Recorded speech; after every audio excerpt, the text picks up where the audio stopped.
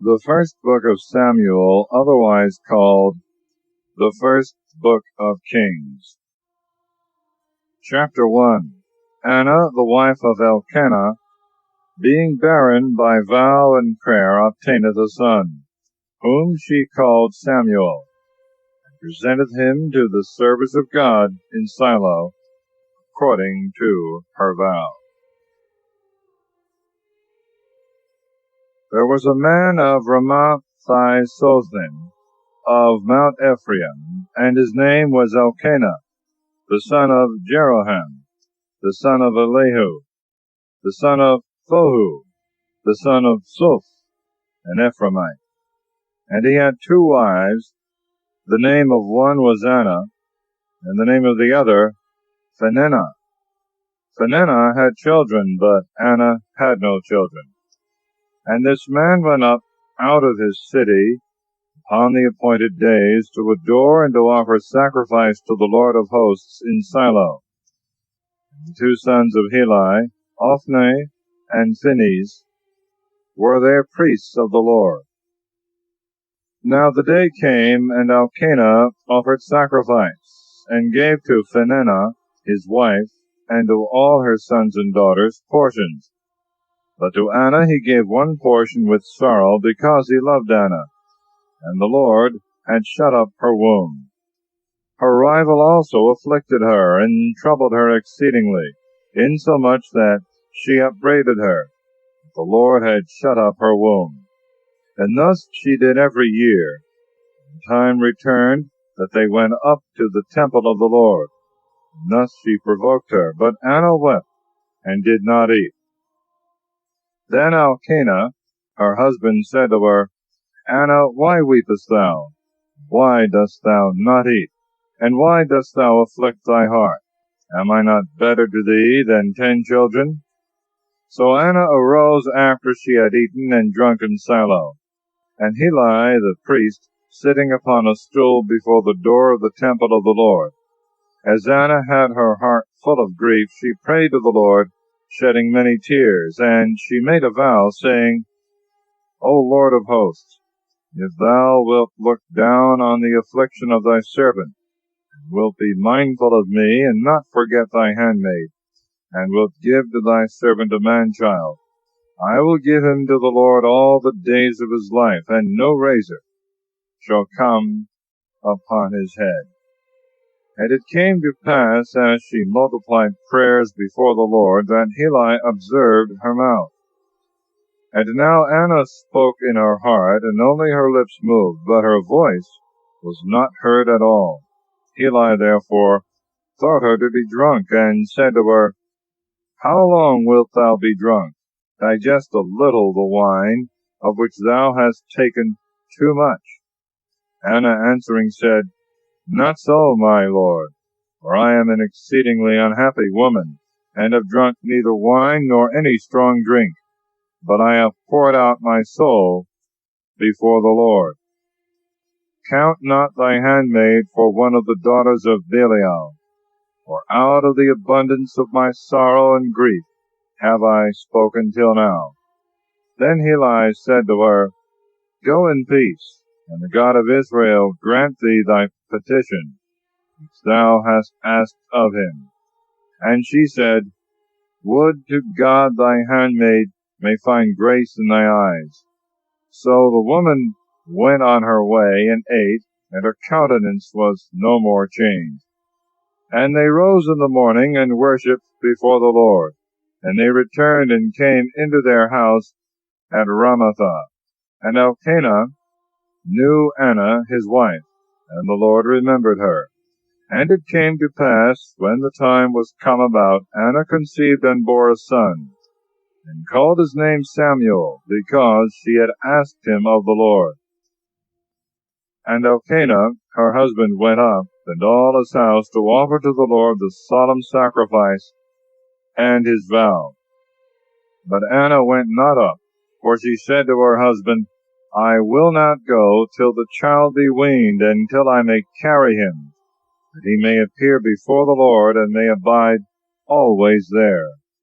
And Elkanah her husband said to her, Do what seemeth good to thee, and stay till thou wean him. And I pray that the Lord may fulfill his word. So the woman stayed at home, and gave her son suck, till she weaned him. And after she had weaned him, she carried him with her, with 3 calves, and 3 bushels of flour, and a bottle of wine, and she brought him to the house of the Lord in Shiloh.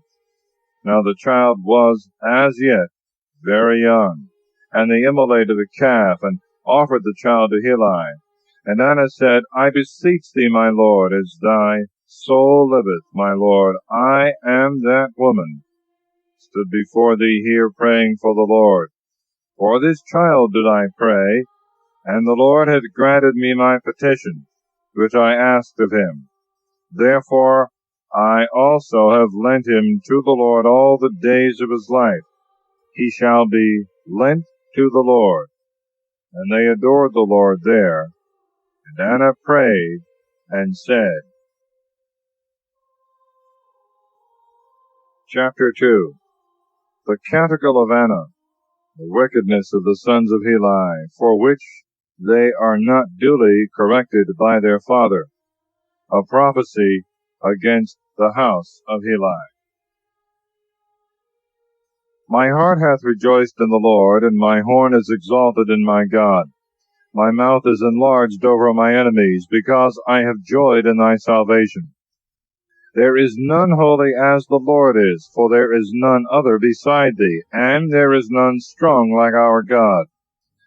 Do not multiply to speak lofty things, boasting, let old matters depart from your mouth. The Lord is a God of all knowledge, and to him are thoughts prepared. The bow of the mighty is overcome, and the weak are girt with strength. They that were full before have hired out themselves for bread, and the hungry are filled, so that the barren hath borne many, and she that had many children is weakened. The Lord killeth and maketh alive. He bringeth down to hell, and bringeth back again. The Lord maketh poor, and maketh rich. He humbleth, and he exalteth. He raiseth up the needy from the dust, and lifteth up the poor from the dunghill, that he may sit with princes, and hold the throne of glory. For the poles of the earth are the Lord's, and upon them he hath set the world. He will keep the feet of his saints, and the wicked shall be silent in darkness, because no man shall prevail by his own strength. The adversaries of the Lord shall fear him, and upon them shall be thunder in the heavens. The Lord shall judge the ends of the earth, and he shall give empire to his king, and shall exalt the horn of his Christ. And Elkanah went to Ramatha to his house. But the child ministered in the sight of the Lord before the face of Heli the priest. Now the sons of Heli were children of Belial, not knowing the Lord, nor the office of the priests to the people. But whosoever had offered a sacrifice, the servant of the priest came, while the flesh was in boiling, with a flesh hook of 3 teeth in his hand, and thrust it into the kettle, or into the cauldron, or into the pot, or into the pan. And all that the flesh hook brought up the priest took to himself.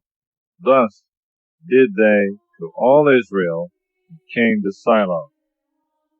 Also, before they burnt the fat, servant of the priest came, and said to the man that sacrificed, Give me flesh to boil for the priest, for I will not take of the sodden flesh, but raw.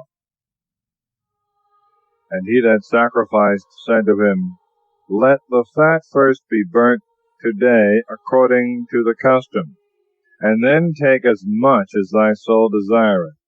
But he answered and said to him, Not so, but thou shalt give it me now, or else I will take it by force. Wherefore the sin of the young men was exceeding great before the Lord, because they withdrew men from the sacrifice of the Lord. But Samuel ministered before the face of the Lord, being a child girded with a linen ephod. And his mother made him a little coat, which she brought to him on the appointed days, when she went up with her husband to offer the solemn sacrifice. And Heli blessed Elkanah and his wife, and he said to him, The Lord give thee seed of this woman, for the loan thou hast lent to the Lord.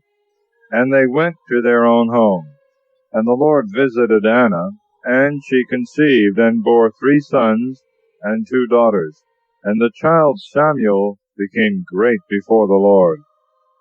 Now Heli was very old, and he heard all that his sons did to all Israel, and how they lay with the women that waited at the door of the tabernacle. And he said to them, Why do you these kinds of things, which I hear very wicked things from all the people? Do not so, my sons, for it is no good report that I hear, if you make the people of the Lord to transgress. One man shall sin against another. God may be appeased in his behalf. But if a man shall sin against the Lord, who shall pray for him? And they hearkened not to the voice of their father, because the Lord would slay them.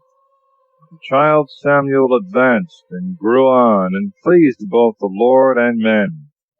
And there came a man of God to Heli, and said to him, Thus saith the Lord, Did I not plainly appear to thy father's house, when they were in Egypt, in the house of Pharaoh? And I chose him out of all the tribes of Israel to be my priest, to go up to my altar, and burn incense to me, and to wear the ephod before me. And I gave to thy father's house of all the sacrifices of the children of Israel. Why have you kicked away my victims, and my gifts which I commanded to be offered in the temple? And thou hast rather honored thy sons than me, to eat the first fruits of every sacrifice of my people Israel.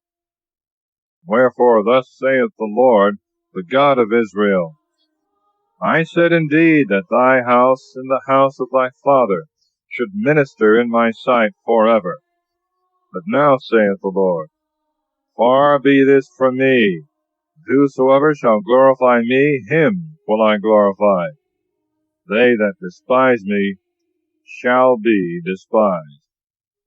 Behold, the days come, and I will cut off thy arm, and the arm of thy father's house, that there shall not be an old man in thy house.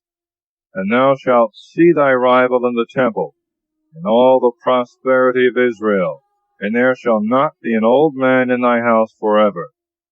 However, I will not altogether take away a man of thee from my altar, but that thy eyes may faint, and thy soul be spent, and a great part of thy house shall die when they come to man's estate. And this shall be a sign to thee, that shall come upon thy 2 sons, Ophni and Phinehas, in one day, and shall both of them die.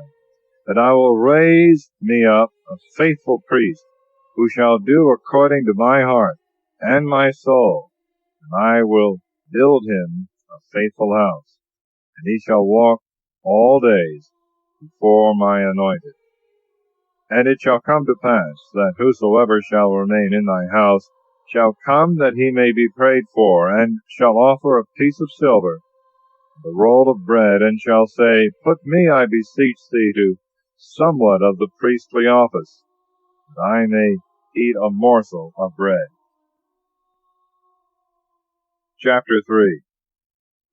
Samuel is 4 times called by the Lord, who revealeth to him the evil that shall fall on Heli and his house. How the child Samuel ministered to the Lord before Heli, and the word of the Lord was precious in those days. There was no manifest vision.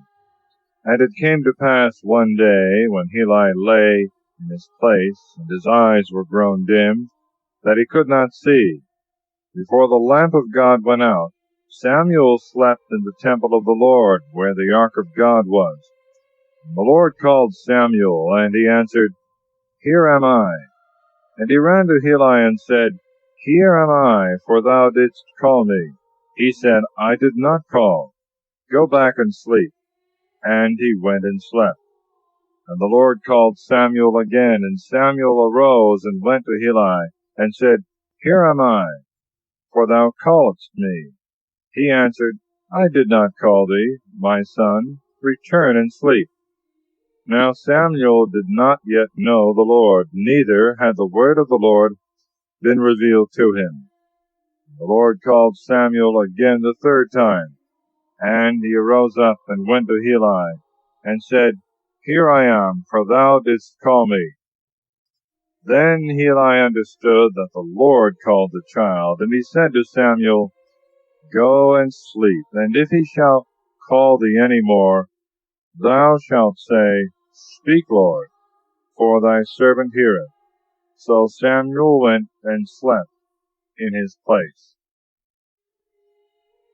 And the Lord came and stood, and he called, as he had called the other times, Samuel, Samuel. Samuel said, Speak, Lord, for thy servant heareth. And the Lord said to Samuel, Behold, I do a thing in Israel, and whosoever shall hear it, both his ears shall tingle. In that day I will raise up against Eli all the things I have spoken concerning his house. I will begin, and I will make an end. For I have foretold unto him that I will judge his house forever, for iniquity, because he knew that his sons did wickedly, and did not chastise them. Therefore have I sworn to the house of Eli, that the iniquity of his house shall not be expiated with victims, nor offerings forever. And Samuel slept till morning, and opened the doors of the house of the Lord. And Samuel feared to tell the vision to Eli. Then Eli called Samuel, and said, Samuel, my son.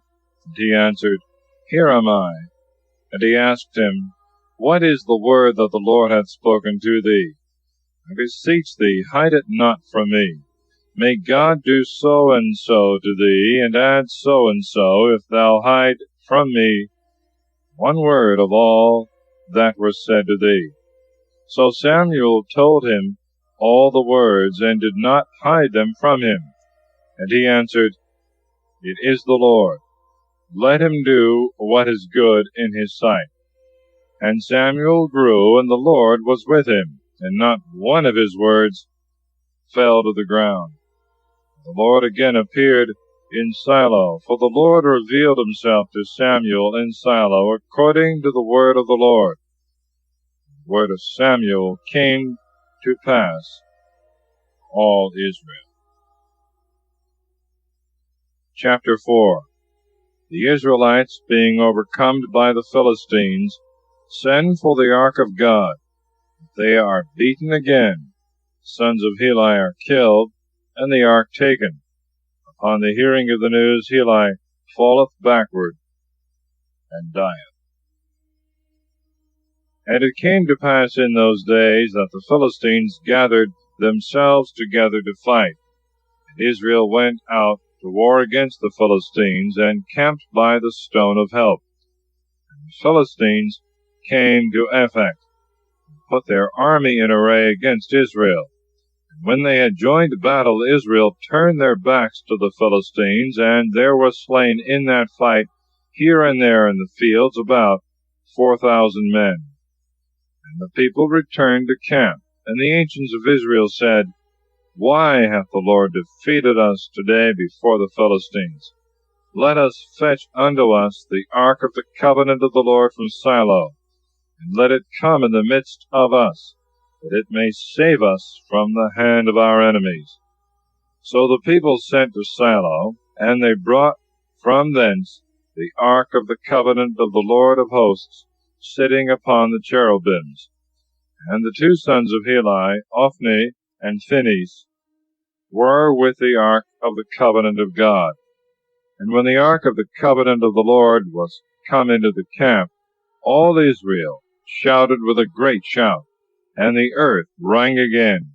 And the Philistines heard the noise of the shout, and they said, What is this noise of a great shout in the camp of the Hebrews? And they understood that the ark of the Lord was come into the camp. And the Philistines were afraid, saying, God is come into the camp. And sighing they said, Woe to us, for there was no such great joy yesterday and the day before. Woe to us! Who shall deliver us from the gods that struck Egypt with all the plagues in the desert? Take courage and behave like men, ye Philistines, lest you come to be servants to the Hebrews, as they have served you. Take courage and fight. So the Philistines fought, and Israel was overthrown. And every man fled to his own dwelling. And there was an exceeding great slaughter, for there fell of Israel 30,000 footmen. And the ark of God was taken, and 2 sons of Heli, Ophni and Phinehas, were slain. And there ran a man of Benjamin out of the army, and came to Shiloh the same day, with his clothes rent, and his head strewed with dust. And when he was come, Heli sat upon a stool over against the way watching. His heart was fearful for the ark of God. When the man was come into the city, he told it, and all the city cried out. And Heli heard the noise of the cry, and he said, What meaneth the noise of this uproar? But he made haste, and came and told Heli. Now Heli was 98 years old, and his eyes were dim, and he could not see. And he said to Heli, I am he that came from the battle, and have fled out of the field this day. And he said to him, What is there done, my son? And he that brought the news answered and said, Israel has fled before the Philistines, and there has been a great slaughter of the people. Moreover, thy 2 sons, Ophni and Phinehas, are dead, and the ark of God is taken. And when he had named the ark of God, he fell from his stool backwards by the door, and broke his neck, and he died. For he was an old man, and far advanced in years, and he judged Israel 40 years. And his daughter-in-law, the wife of Phinehas, was big with child, and near her time. And hearing the news that the ark of God was taken, and her father-in-law and her husband were dead, she bowed herself and fell in labor, for her pains came upon her on a sudden. When she was upon the point of death, they that stood about her said to her, Fear not, for thou hast borne a son. She answered them not, nor gave heed to them. And she called the child Ichabod, saying, The Lord is gone from Israel, because the ark of God was taken, and for her father-in-law and her husband. And she said, The glory is departed from Israel, because the ark of God was taken. Chapter 5. Dagon twice falleth down before the ark. The Philistines are grievously afflicted wherever the ark cometh. And the Philistines took the ark of God, and carried it from the stone of help into Azotus. And the Philistines took the ark of God, and brought it into the temple of Dagon, and set it up by Dagon. And when the Azotians arose early the next day, behold, Dagon lay upon his face on the ground before the ark of the Lord. And they took Dagon, and set him again in his place. And the next day again, when they rose in the morning, they found Dagon lying upon his face on the earth before the ark of the Lord. And the head of Dagon and both the palms of his hands were cut off upon the threshold, and only the stump of Dagon remained in its place. For this cause neither the priests of Dagon, nor any that go into the temple, tread on the threshold of Dagon in Azotus unto this day. And the hand of the Lord was heavy upon the Azotians, and he destroyed them, and afflicted Azotus and the coasts thereof with emerods. And in the villages and fields in the midst of that country there came forth a multitude of mice. There was the confusion of a great mortality in the city. And the men of Azotus, seeing this kind of plague, said, The ark of the God of Israel shall not stay with us, for his hand is heavy upon us, and upon Dagon our God. And sending, they gathered together all the lords of the Philistines to them, and said, What shall we do with the ark of the God of Israel? And the Gethrites answered, Let the ark of the God of Israel be carried about. And they carried the ark of the God of Israel about. And while they were carrying it about, the hand of the Lord came upon every city with an exceeding great slaughter. And he smote the men of every city, both small and great. And they had emerods in their secret parts. And the Gethrites consulted together, and made themselves seats of skins. Therefore they sent the ark of God into Acharon. When the ark of God was come into Acharon, the Acharonites cried out, saying, They have brought the ark of the God of Israel to us, to kill us and our people. They sent therefore, and gathered together all the lords of the Philistines, and they said, Send away the ark of the God of Israel, and let it return into its own place, and not kill us and our people. For there was the fear of death in every city. The hand of God was exceeding heavy. Men also that did not die were afflicted with the emerods. And the cry of every city went up to heaven. Chapter 6. The ark is sent back to Bethsemes, where many are slain for looking through curiosity into it. Now the ark of God was in the land of the Philistines 7 months. And the Philistines called for the priests and the diviners, saying, What shall we do with the ark of the Lord? Tell us how we are to send it back to its place. And they said, If you send back the ark of the God of Israel, send it not away empty, but render unto him what you owe for sin. And then you shall be healed, and you shall know why his hand departeth not from you. They answered, What is it we ought to render unto him for sin? And they answered, According to the number of the provinces of the Philistines, you shall make 5 golden emerods, and 5 golden mice. For the same plague hath been upon you all, and upon your lords. And you shall make the likeness of your emerods, the likeness of the mice that have destroyed the land. And you shall give glory to the God of Israel, to see if he will take off his hand from you, and from your gods, and from your land. Why do you harden your hearts, as Egypt and Pharaoh hardened their hearts? Did not he, after he was struck, then let them go, and they departed?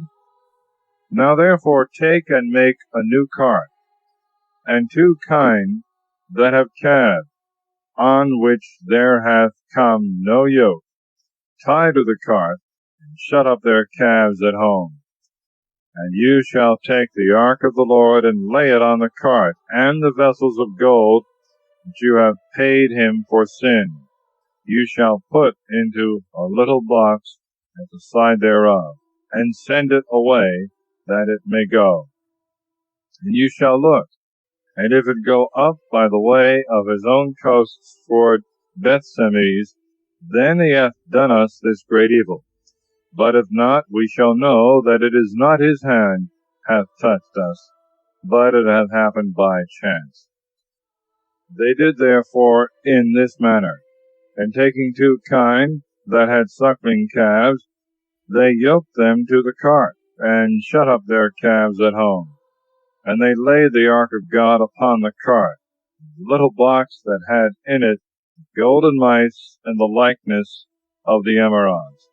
And the kine took the straight way that leadeth to Bethsemes. And they went along the way, blowing as they went, and turning not aside neither to the right hand nor to the left. And the lords of the Philistines followed them as far as the borders of Bethsemes. Now the Bethsemites were reaping wheat in the valley, and lifting up their eyes they saw the ark, and rejoiced to see it. And the cart came into the field of Josue, a Bethsemite, and stood there. And there was a great stone, and they cut in pieces the wood of the cart, and laid the kine upon it, a holocaust to the Lord.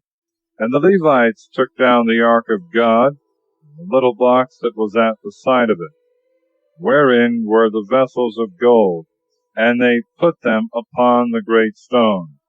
The men also of Bethsemes offered holocausts and sacrificed victims that day to the Lord.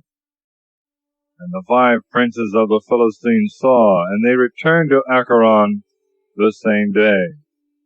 And these were the golden emerods which the Philistines returned for sin to the Lord. For Azotus 1, for Gaza 1, for Askelon 1, for Geth 1, for Acharon 1. Golden mice according to the number of the cities of the Philistines of the 5 provinces, from the fenced city to the village that was without the wall, and to the great Abel, the stone, whereupon they set down the ark of the Lord, which was till that day in the field of Josue the Bethsemite. But he slew the men of Bethsemes, because they had seen the ark of the Lord. And he slew the people 70 men, and 50,000 of the common people. And the people lamented, because the Lord had smitten the people with a great slaughter. And the men of Bethsemes said, Who shall be able to stand before the Lord this holy God? And to whom shall he go up from us? And they sent messengers to the inhabitants of Kiriathaim, saying, The Philistines have brought back the ark of the Lord. Come ye down, and fetch it up to you. Chapter 7. The ark is brought to Kiriathaim. By Samuel's exhortation, the people cast away their idols, and serve God alone. The Lord defeateth the Philistines, while Samuel offereth sacrifice. And the men of Kiriathaim came and fetched up the ark of the Lord, and carried it into the house of Abinadab in Gabaa. And they sanctified Eleazar his son to keep the ark of the Lord. And it came to pass that from the day the ark of the Lord abode in Kiriathaim, days were multiplied, for it was now the 20th year, and all the house of Israel rested, following the Lord. And Samuel spoke to all the house of Israel, saying, If you turn to the Lord with all your heart, and put away the strange gods from among you, Baalim and Ashtaroth, and prepare your hearts unto the Lord, and serve him only, and he will deliver you out of the hand of the Philistines. Then the children of Israel put away Baalim and Ashtaroth, and served the Lord only. And Samuel said, Gather all Israel to Mizpah, that I may pray to the Lord for you. And they gathered together to Mizpah, and they drew water, and poured it out before the Lord. And they fasted on that day. And they said there, We have sinned against the Lord. Samuel judged the children of Israel in Mizpah. And the Philistines heard that the children of Israel were gathered together in Mizpah. The lords of the Philistines went up against Israel. When the children of Israel heard this, they were afraid of the Philistines. And they said to Samuel, Cease not to cry to the Lord our God for us, that he may save us out of the hand of the Philistines. And Samuel took a sucking lamb, and offered it whole for a holocaust to the Lord. And Samuel cried to the Lord for Israel, and the Lord heard him. And it came to pass, when Samuel was offering the holocaust, the Philistines began the battle against Israel. But the Lord thundered with a great thunder on that day upon the Philistines, and terrified them. And they were overthrown before the face of Israel. And the men of Israel, going out of Mizpah, pursued after the Philistines, and made slaughter of them till they came under Bethjar. Samuel took a stone and laid it between Mizpah and Sen, and he called the place the Stone of Help. And he said, Thus far the Lord hath helped us. And the Philistines were humbled, and they did not come any more into the borders of Israel. The hand of the Lord was against the Philistines all the days of Samuel. And the cities which the Philistines had taken from Israel were restored to Israel, from Ekron to Geth, and their borders. And he delivered Israel from the hand of the Philistines. And there was peace between Israel and the Amorites. And Samuel judged Israel all the days of his life.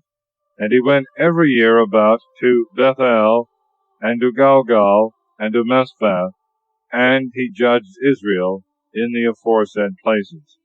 He returned to Ramathah, for there was his house, and there he judged Israel, and built also there an altar to the Lord. Chapter 8.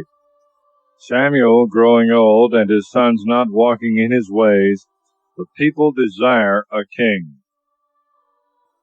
And it came to pass, when Samuel was old, that he appointed his sons to be judges over Israel.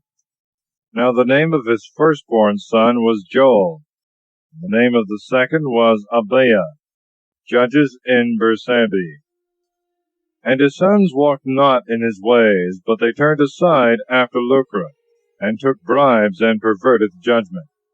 Then all the ancients of Israel, being assembled, came to Samuel to Ramathah. And they said to him, Behold, thou art old, and thy sons walk not in thy ways. Make us a king to judge us, as all nations have. The word was displeasing in the eyes of Samuel, that they should say, Give us a king to judge us. Samuel prayed to the Lord. And the Lord said to Samuel, Hearken to the voice of the people in all that they say to thee, for they have not rejected thee, but me, that I should not reign over them. According to all their works they have done from the day that I brought them out of Egypt until this day. As they have forsaken me and served strange gods, so do they also unto thee. Now therefore hearken to their voice, but yet testify to them, and foretell them the right of the king that shall reign over them. Then Samuel told all the words of the Lord to the people that had desired a king of him, and said, This will be the right of the king that shall reign over you. He will take your sons, and put them in his chariots, and will make them his horsemen, and his running footmen to run before his chariots. And he will appoint of them to be his tribunes and centurions, and to plow his fields, and to reap his corn, and to make him arms and chariots. Your daughters also he will take to make him ointments, and to be his cooks and bakers. And he will take your fields and your vineyards, and your best olive yards, and give them to his servants. Moreover, he will take the tenth of your corn, and of the revenues of your vineyards, to give his eunuchs and servants. Your servants also and handmaids, and your goodliest young men and your asses he will take away, and put them to his work. Your flocks also he will tithe, and you shall be his servants. And you shall cry out in that day from the face of the king, whom you have chosen to yourselves, and the Lord will not hear you in that day, because you desired unto yourselves a king. But the people would not hear the voice of Samuel. And they said, Nay, but there shall be a king over us, and we also will be like all nations. And our king shall judge us, and go out before us, and fight our battles for us. And Samuel heard all the words of the people, and rehearsed them in the ears of the Lord. And the Lord said to Samuel, Hearken to their voice, make them a king. And Samuel said to the men of Israel, Let every man go to his city. Chapter 9. Saul, seeking his father's asses, cometh to Samuel, by whom he is entertained. Now there was a man of Benjamin, whose name was Cis, the son of Abiel, the son of Seror, the son of Bechorath, the son of Aphiah, the son of a man of Jemini, valiant and strong. And he had a son whose name was Saul, a choice and goodly man. And there was not among the children of Israel a goodlier person than he. From his shoulders and upward he appeared above all the people. And the asses of Cis, Saul's father, were lost. And Cis said to his son Saul, Take one of the servants with thee, and arise, go and seek the asses. And when they had passed through Mount Ephraim, and through the land of Salisa, and had not found them, they passed also through the land of Salim, and they were not there, and through the land of Jemini, and found them not. And when they were come to the land of Suph, Saul said to the servant that was with him, Come, let us return, lest perhaps my father forgot the asses, and be concerned for us. And he said to him, Behold, there is a man of God in this city, a famous man. All that he saith cometh certainly to pass. Now therefore let us go thither. Perhaps he may tell us of our way, for which we are come. And Saul said to his servant, Behold, we will go, but what shall we carry to the man of God? The bread is spent in our bags, and we have no present to make to the man of God, nor anything at all. The servant answered Saul again, and said, Behold, there is found in my hand the fourth part of a sickle of silver. Let us give it to the man of God, that he may tell us our way. Now in time past in Israel, when a man went to consult God, he spoke thus, Come, let us go to the seer. He that is now called a prophet in time past was called a seer. And Saul said to his servant, Thy word is very good. Come, let us go. And they went into the city where the man of God was. When they went up the ascent to the city, they found maids coming out to draw water, and they said to them, Is the seer here? They answered and said to them, He is. Behold, he is before you. Make haste now, for he came today into the city. There is a sacrifice of the people today in the high place. As soon as you come into the city, you shall immediately find him, before he go up to the high place to eat.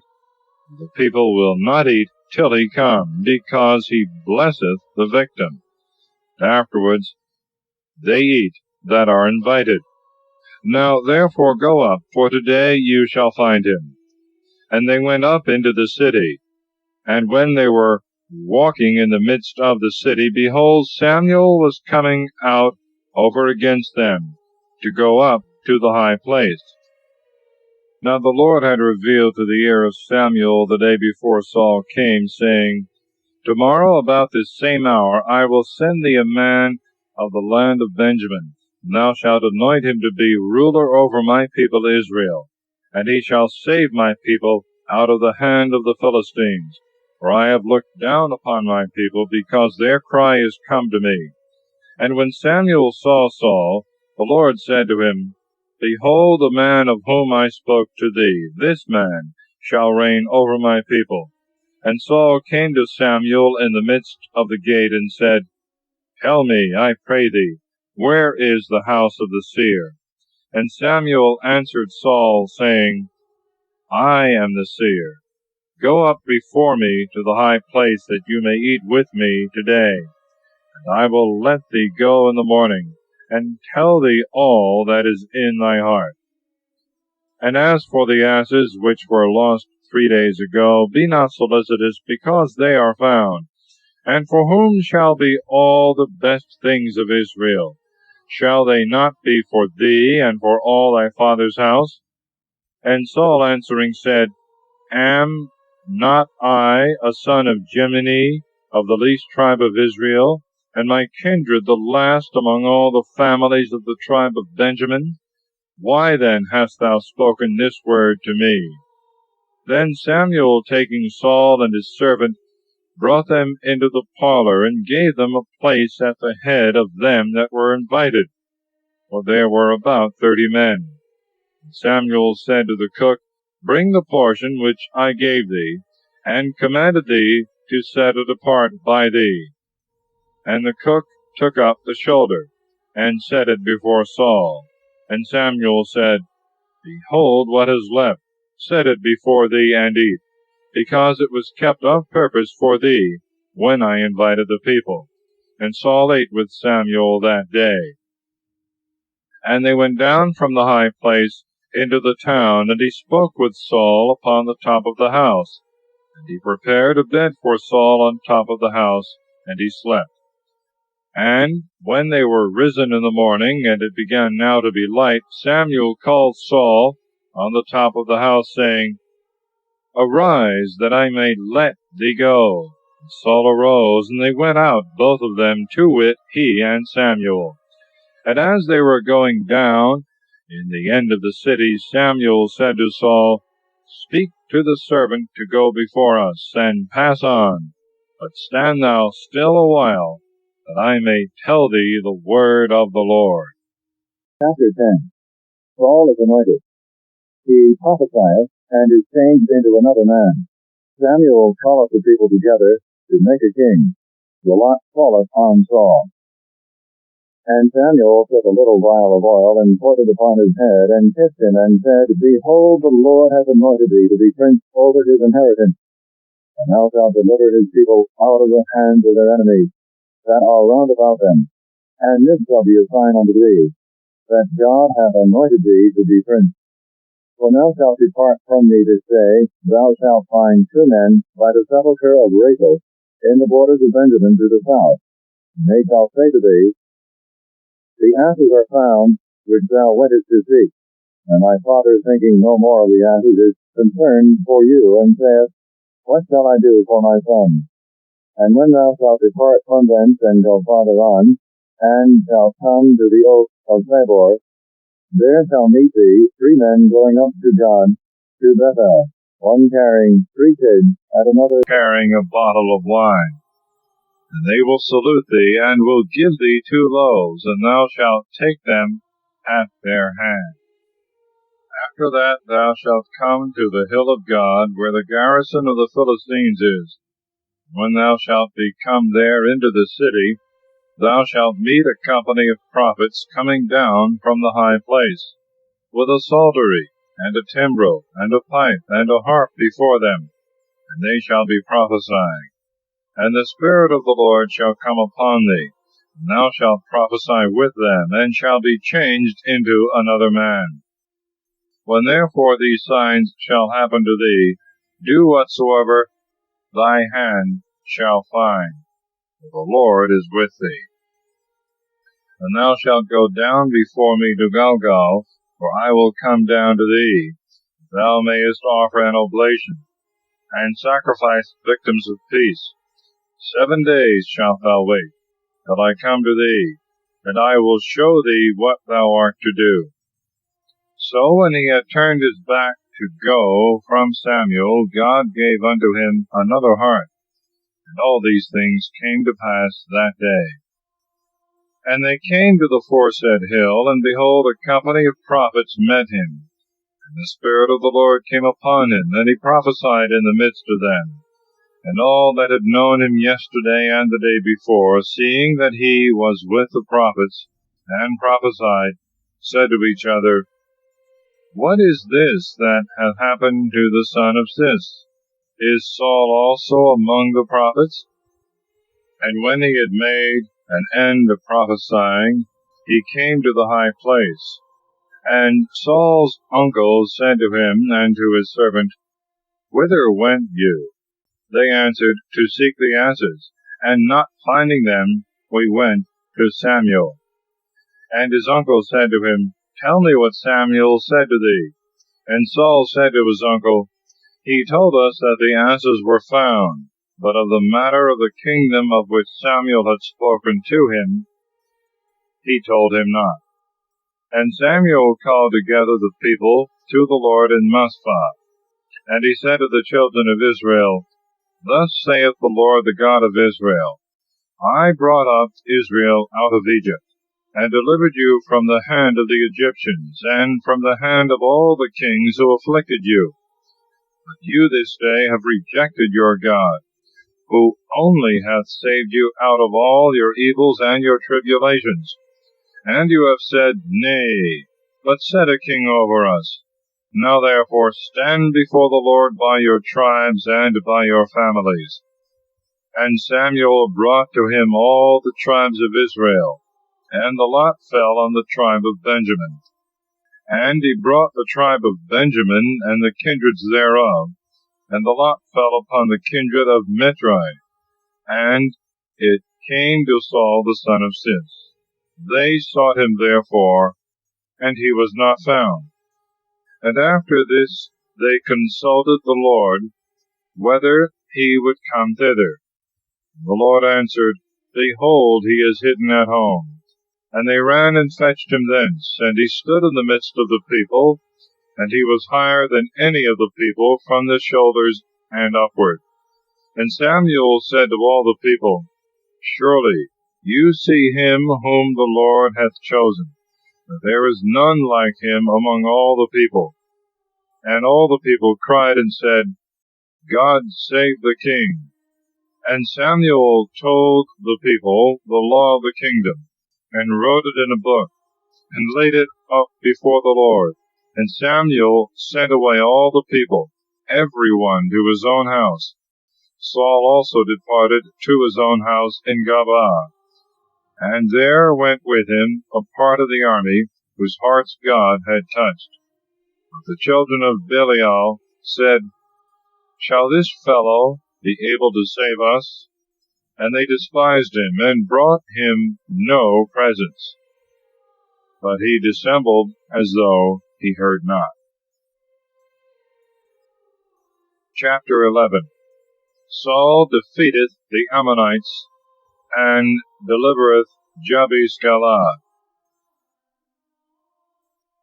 And it came to pass about a month after this, that Naas the Ammonite came up, and began to fight against Jabesh-Gilead. And all the men of Jabesh said to Naas, Make a covenant with us, and we will serve thee.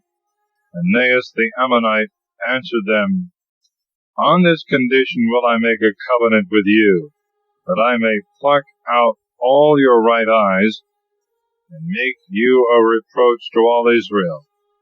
And the ancients of Jabesh said to him, Allow us 7 days, that we may send messengers to all the coasts of Israel. And if there be no one to defend us, we will come out to thee. The messengers therefore came to Gabaa of Saul, and they spoke these words in the hearing of the people. And all the people lifted up their voices and wept. And behold, Saul came, following oxen out of the field, and he said, What aileth the people, that they weep? And they told him the words of the men of Jabesh. The Spirit of the Lord came upon Saul when he had heard these words, and his anger was exceedingly kindled. And taking both the oxen, he cut them in pieces. And he sent them into all the coasts of Israel by messengers, saying, Whosoever shall not come forth and follow Saul and Samuel, so shall it be done to his oxen. And the fear of the Lord fell upon the people, and they went out as one man. And he numbered them in Bezek, and there were of the children of Israel 300,000, and of the men of Judah 30,000. And they said to the messengers that came, Thus shall you say to the men of Jabesh-Gilead, Tomorrow, when the sun shall be hot, you shall have relief. The messengers therefore came and told the men of Jabesh, and they were glad. And they said, In the morning we will come out to you, and you shall do what you please with us. And it came to pass, when the morrow was come, that Saul put the people in 3 companies. And he came into the midst of the camp in the morning watch, and he slew the Ammonites until the day grew hot, and the rest were scattered, so that 2 of them were not left together. And the people said to Samuel, Who is he that said, Shall Saul reign over us? Bring the men, we will kill them. And Saul said, No man shall be killed this day, because the Lord this day hath wrought salvation in Israel. And Samuel said to the people, Come and let us go to Gilgal, and let us renew the kingdom there. And all the people went to Gilgal, and there they made Saul king before the Lord in Gilgal. And they sacrificed 3 victims of peace before the Lord. And there Saul and all the men of Israel rejoiced exceedingly. Chapter 12. Samuel's integrity is acknowledged. God showeth by a sign from heaven they had done ill in asking for a king. And Samuel said to all Israel, Behold, I have hearkened to your voice in all that you said to me, and have made a king over you. And now the king goeth before you. But I am old and grey-headed, and my sons are with you, having then conversed with you from my youth unto this day. Behold, here I am. Speak of me before the Lord, and before his anointed, whether I have taken any man's ox or ass, if I have wronged any man, if I have oppressed any man, if I have taken a bribe at any man's hand, and I will despise it this day, and will restore it to you. And they said, Thou hast not wronged us, nor oppressed us, nor taken aught at any man's hand.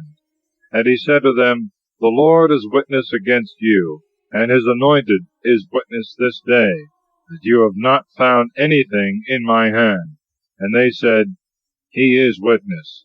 And Samuel said to the people, It is the Lord who made Moses and Aaron, and brought our fathers out of the land of Egypt. Now therefore stand up, that I may plead in judgment against you before the Lord concerning all the kindness of the Lord, which he hath shown to you and to your fathers, how Jacob went into Egypt, and your fathers cried to the Lord, and the Lord sent Moses and Aaron, and brought your fathers out of Egypt, and made them dwell in this place. And they forgot the Lord their God, and he delivered them into the hands of Sisera, captain of the army of Hazor, and into the hands of the Philistines, and into the hand of the king of Moab, and they fought against them. But afterwards they cried to the Lord, and said, We have sinned, because we have forsaken the Lord, and have served Baalim and Ashtaroth. But now deliver us from the hand of our enemies, and we will serve thee. And the Lord sent Jerubbaal, and Badon, and Jephthah, and Samuel, and delivered you from the hand of your enemies round about, and you dwelt securely. But seeing that Naas, king of the children of Ammon, was come against you, you said to me, Nay, but a king shall reign over us, whereas the Lord your God was your king. Now therefore your king is here, whom you have chosen and desired. Behold, the Lord hath given you a king. If you will fear the Lord, and serve him, and hearken to his voice, and not provoke the mouth of the Lord, then shall both you and the king who reigneth over you be followers of the Lord your God. But if you will not hearken to the voice of the Lord, but will rebel against his words, the hand of the Lord shall be upon you, and upon your fathers. Now then stand, and see this great thing which the Lord will do in your sight. Is it not wheat harvest today? I will call upon the Lord, and he shall send thunder and rain, and you shall know and see that you yourselves have done a great evil in the sight of the Lord, in desiring a king over you. And Samuel cried unto the Lord, and the Lord sent thunder and rain that day. And all the people greatly feared the Lord and Samuel. And all the people said to Samuel, Pray for thy servants to the Lord thy God, that we may not die. For we have added to all our sins this evil, to ask for a king. And Samuel said to the people, Fear not, you have done all this evil, but yet depart not from following the Lord, but serve the Lord with all your heart, and turn not aside after vain things which shall never profit you, nor deliver you, because they are vain. And the Lord will not forsake his people for his great name's sake, because the Lord hath sworn to make you his people. Far from me be this sin against the Lord, that I should cease to pray for you, and I will teach you the good and right way. Therefore fear the Lord, and serve him in truth and with your whole heart, for you have seen the great works which he hath done among you. But if you will still do wickedly, both you and your king shall perish together. Chapter 13. The war between Saul and the Philistines. The distress of the Israelites. Saul offereth sacrifice before the coming of Samuel, which he is reproved. Saul was a child of 1 year when he began to reign, and he reigned 2 years over Israel. And Saul chose him 3,000 men of Israel, and 2,000 were with Saul in Michmas, and in Mount Bethel, and 1,000 with Jonathan in Gabaa of Benjamin. And the rest of the people he sent back every man to their dwellings. And Jonathan smote the garrison of the Philistines which was in Gabaa. And when the Philistines had heard of it, Saul sounded the trumpet over all the land, saying, Let the Hebrews hear. And all Israel heard this report. Saul hath smitten the garrison of the Philistines. And Israel took courage against the Philistines. And the people were called together after Saul to Gilgal. The Philistines also were assembled to fight against Israel, 30,000 chariots and 6,000 horsemen, and a multitude of people besides, like the sand on the seashore for number. And going up they camped in Michmas at the east of Bethaven. And when the men of Israel saw that they were straitened, for the people were distressed, they hid themselves in caves, and in thickets, and in rocks, and in dens, and in pits.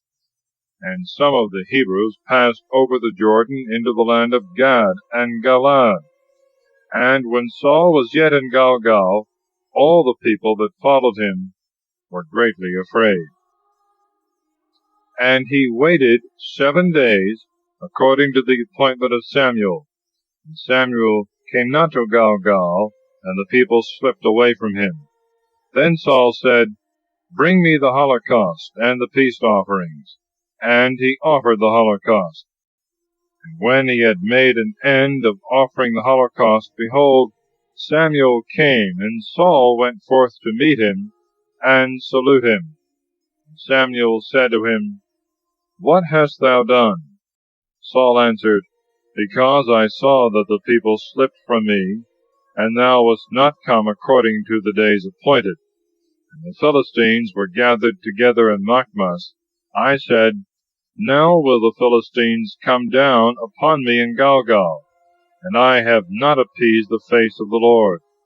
Forced by necessity, I offer the holocaust.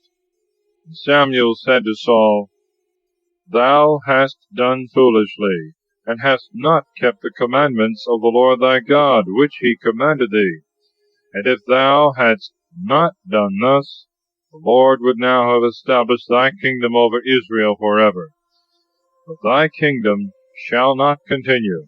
The Lord hath sought him a man according to his own heart, And him hath the Lord commanded to be prince over his people, because thou hast not observed that which the Lord commanded. And Samuel arose and went up from Gilgal to Gabaa of Benjamin. And the rest of the people went up after Saul to meet the people who fought against them, going from Gilgal to Gabaa in the hill of Benjamin. And Saul numbered the people that were found with him, about 600 men. And Saul and Jonathan his son and the people that were present with them were in Gabaa of Benjamin, but the Philistines encamped in Michmas. And there went out of the camp of the Philistines 3 companies to plunder.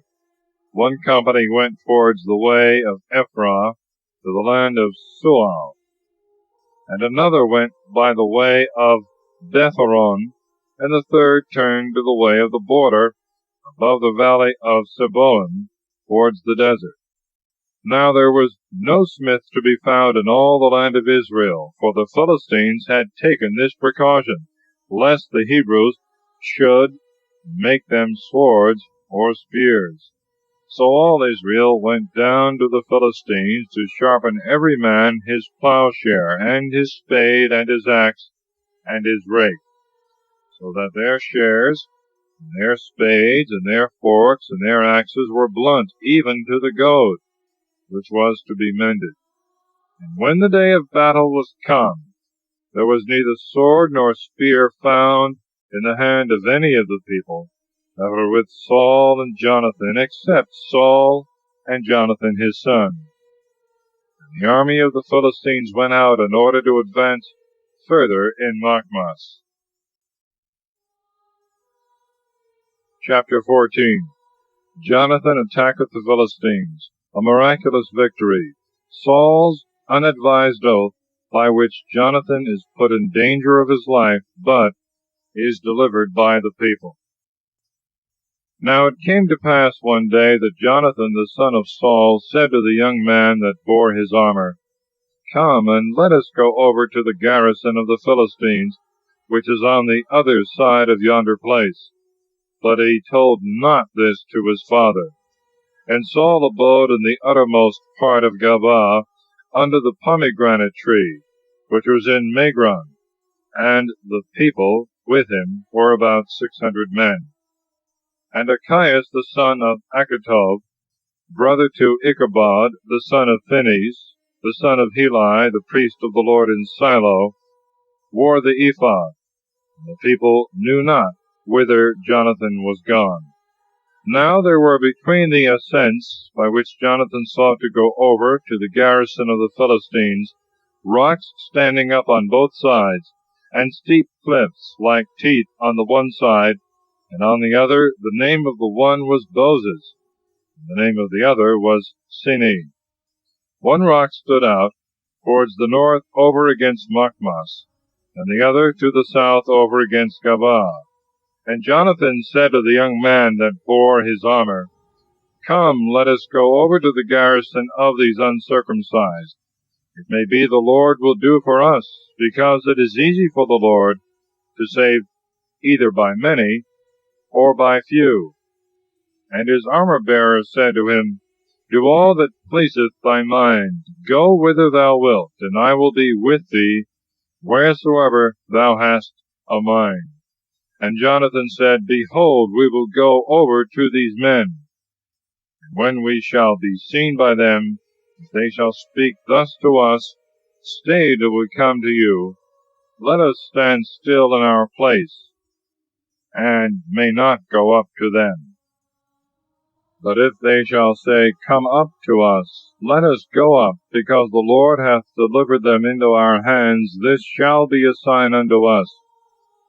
So both of them discovered themselves to the garrison of the Philistines.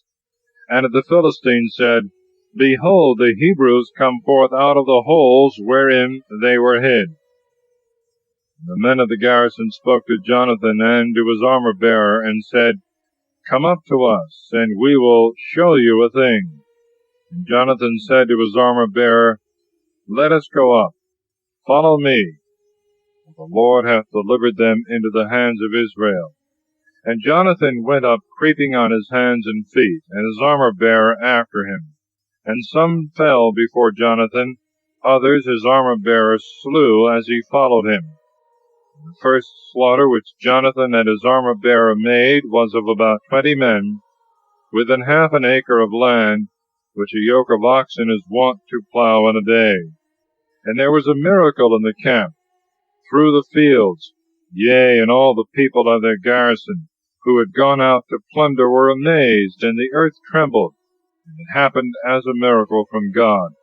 And the watchmen of Saul, who were in Gabaa of Benjamin, looked, and behold, a multitude overthrown, and fleeing this way and that. And Saul said to the people that were with him, Look, and see who is gone from us. And when they had sought, it was found that Jonathan and his armor-bearer were not there. And Saul said to Achias, Bring the ark of the Lord, for the ark of God was there that day with the children of Israel. And while Saul spoke to the priest, there arose a great uproar in the camp of the Philistines, and it increased by degrees, and was heard more clearly. And Saul said to the priest, Draw in thy hand. Then Saul and all the people that were with him shouted together, and they came to the place of the fight. And behold, every man's sword was turned upon his neighbor, and there was a very great slaughter. Moreover, the Hebrews that had been with the Philistines yesterday and the day before, and went up with them into the camp, returned to be with the Israelites who were with Saul and Jonathan. And all the Israelites that had hid themselves in Mount Ephraim, hearing that the Philistines fled, joined themselves with their countrymen in the fight. And there were with Saul about 10,000 men. And the Lord saved Israel that day. And the fight went on as far as Bethaven. And the men of Israel were joined together that day. And Saul adjured the people, saying, Cursed be the man that shall eat food till evening, till I be revenged of my enemies. So none of the people tasted any food. And all the common people came into a forest, in which there was honey upon the ground. And when the people came into the forest, behold, the honey dropped, but no man put his hand to his mouth, for the people feared the oath. But Jonathan had not heard when his father adjured the people. And he put forth the end of the rod, which he had in his hand, and dipped it in a honeycomb. And he carried his hand to his mouth, and his eyes were enlightened. And one of the people answering said, Thy father hath bound the people with an oath, saying, Cursed be the man that shall eat any food this day. And the people were faint. And Jonathan said, My father hath troubled the land. You have seen yourselves that my eyes are enlightened, because I tasted a little of this honey. How much more if the people had eaten of the prey of their enemies, which they found? Had there not been made a greater slaughter among the Philistines? So they smote that day the Philistines from Michmas to Ailon, and the people were wearied exceedingly. And falling upon the spoils, they took sheep and oxen and calves, and slew them on the ground. And the people ate them with the blood. And they told Saul that the people had sinned against the Lord, eating with the blood. And he said, You have transgressed. Roll here to me now a great stone. And Saul said, Disperse yourselves among the people, and tell them to bring me every man his ox and his ram, and slay them upon this stone, and eat, and you shall not sin against the Lord in eating with the blood. So all the people brought every man his ox with him till the night, and slew them there.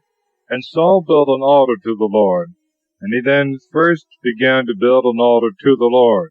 And Saul said, Let us fall upon the Philistines by night, and destroy them till the morning light, and let us not leave a man of them.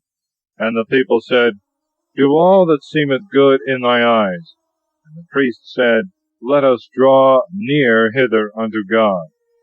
And Saul consulted the Lord, Shall I pursue after the Philistines? Wilt thou deliver them into the hands of Israel?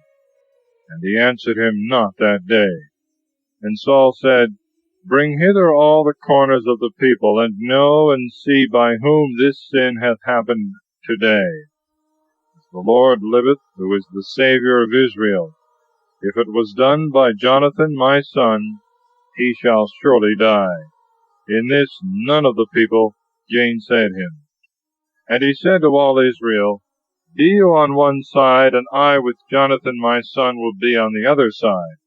And the people answered Saul, Do what seemeth good in thy eyes. And Saul said to the Lord, O Lord God of Israel, give a sign by which we may know what the meaning is that thou answerest not thy servant today. If this iniquity be in me, or in my son Jonathan, give a proof.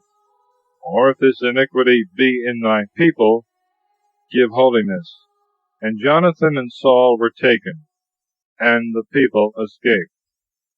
And Saul said, Cast lots between me and Jonathan my son. And Jonathan was taken. And Saul said to Jonathan, Tell me what thou hadst done. And Jonathan told him, and said, I did but taste a little honey with the end of the rod, which was in my hand, and behold, I must die. And Saul said, May God do so and so to me, and add still more, for dying thou shalt die, O Jonathan. And the people said to Saul, Shall Jonathan then die, who hath wrought this great salvation in Israel? This must not be. As the Lord liveth, there shall not one hair of his head fall to the ground, for he hath wrought with God this day. So the people delivered Jonathan, that he should not die. And Saul went back, and did not pursue after the Philistines. The Philistines went to their own places. And Saul, having his kingdom established over Israel, fought against all his enemies round about, against Moab, and against the children of Ammon, and Edom, and the kings of Sobah, and the Philistines, and whithersoever he turned himself, he overcame. And gathering together an army, he defeated Amalek, and delivered Israel from the hand of them that spoiled them. And the sons of Saul were Jonathan, and Jeshua, and Melchishua, and the names of his two daughters. The name of the firstborn was Merob, and the name of the younger, Michal. And the name of Saul's wife was Achinoam, the daughter of Achimaas. And the name of the captain of his army was Abner, the son of Ner, the cousin German of Saul. For Cis was the father of Saul, and Ner the father of Abner was son of Abiel. And there was a great war against the Philistines all the days of Saul. For whomsoever Saul saw to be a valiant man and fit for war, he took him to himself. Chapter 15. Saul is sent to destroy Amalek. He spareth their king, and the best of their cattle, for which disobedience he is cast off by the Lord. And Samuel said to Saul, The Lord sent me to anoint thee king over his people Israel. Now therefore hearken thou unto the voice of the Lord. Thus saith the Lord of hosts, I have reckoned up all that Amalek hath done to Israel, how he opposed them in the way when they came up out of Egypt. Now therefore go and smite Amalek, and utterly destroy all that he hath. Spare him not, nor covet anything that is his, but slay both man and woman, child and suckling, ox and sheep, camel and ass. So Saul commanded the people, and numbered them as lambs, 200,000 footmen, and 10,000 of the men of Judah. And when Saul was come to the city of Amalek, he laid ambushes in the torrent. And Saul said to the Kenite, Go, depart, and get ye down from Amalek, lest I destroy thee with him. Thou hast shown kindness to all the children of Israel, when they came up out of Egypt. And the Kenite departed from the midst of Amalek. And Saul smote Amalek from Havilah, until thou comest to Shur, which is over against Egypt. And he took Agag, the king of Amalek, alive, but all the common people he slew with the edge of the sword. And Saul and the people spared Agag, and the best of the flocks of sheep, and of the herds, and the garments, and the rams, and all that was beautiful, and would not destroy them. But everything that was vile and good for nothing, that they destroyed. And the word of the Lord came to Samuel, saying, It repenteth me that I have made Saul king, for he hath forsaken me, and hath not executed my commandments. And Samuel was grieved, and he cried unto the Lord all night. And when Samuel arose early to go to Saul in the morning, it was told Samuel that Saul was come to Carmel, and had erected for himself a triumphant arch, and returning had passed on and gone down to Gilgal. And Samuel came to Saul, and Saul was offering a holocaust to the Lord out of the choicest of the spoils which he had brought from Amalek. And when Samuel was come to Saul, Saul said to him, Blessed be thou of the Lord, I have fulfilled the word of the Lord. And Samuel said, What meaneth then this bleating of the flocks, which soundeth in my ears, and the lowing of the herds, which I hear? And Saul said, They have brought them from Amalek, for the people spared the best of the sheep and of the herds, that they might be sacrificed to the Lord thy God, but the rest we have slain. And Samuel said to Saul, Suffer me, and I will tell thee what the Lord hath said to me this night. And he said to him, Speak. And Samuel said, When thou wast a little one in thy own eyes, wast thou not made the head of the tribes of Israel? And the Lord anointed thee to be king over Israel. And the Lord sent thee on the way, and said, Go and kill the sinners of Amalek, and thou shalt fight against them until thou hast utterly destroyed them.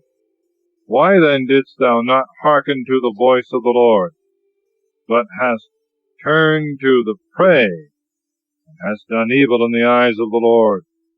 And Saul said to Samuel, Yea, I have hearkened to the voice of the Lord, and have walked in the way by which the Lord sent me, and have brought Agag the king of Amalek, and Amalek I have slain. But the people took of the spoils, sheep and oxen, as the firstfruits of those things that were slain, to offer sacrifice to the Lord their God in Gilgal. And Samuel said, Doth the Lord desire holocausts and victims, and not rather that the voice of the Lord should be obeyed? For obedience is better than sacrifices, and to hearken rather than to offer the fat of rams, because it is like the sin of witchcraft to rebel, and like the crime of idolatry to refuse to obey. Forasmuch therefore as thou hast rejected the word of the Lord hath also rejected thee from being king. And Saul said to Samuel, I have sinned because I have transgressed the commandment of the Lord, in thy words, fearing the people, and obeying their voice. But now bear, I beseech thee, my sin, and returneth with me, that I may adore the Lord. And Samuel said to Saul, I will not return with thee, because thou hast rejected the word of the Lord, and the Lord hath rejected thee from being king over Israel. And Samuel turned about to go away, but he laid hold upon the skirt of his mantle, and it rent. And Samuel said to him, The Lord hath rent the kingdom of Israel from thee this day, and hath given it to thy neighbor, who is better than thee. But the triumpher in Israel will not spare, and will not be moved to repentance, for he is not a man that he should repent. Then he said, I have sinned. Yet honor me now before the ancients of my people and before Israel, and return with me, that I may adore the Lord thy God. So Samuel turned again after Saul, and Saul adored the Lord. And Samuel said, Bring hither to me Agag the king of Amalek. And Agag was presented to him very fat and trembling. And Agag said, Doth bitter death separate in this manner? And Samuel said, As thy sword hath made women childless, so shall thy mother be childless among women. And Samuel hewed him in pieces before the Lord in Gilgal. And Samuel departed to Ramatha. Saul went up to his house in Gabaa. And Samuel saw Saul no more till the day of his death.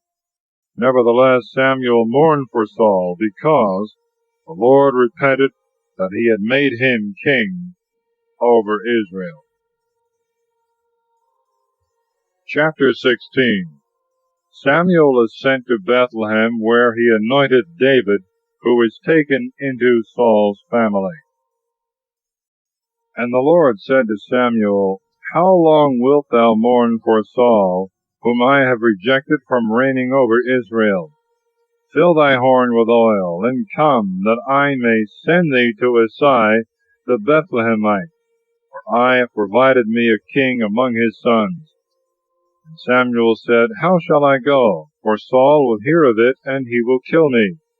And the Lord said, Thou shalt take with thee a calf of the herd, and thou shalt say, I am come to sacrifice to the Lord.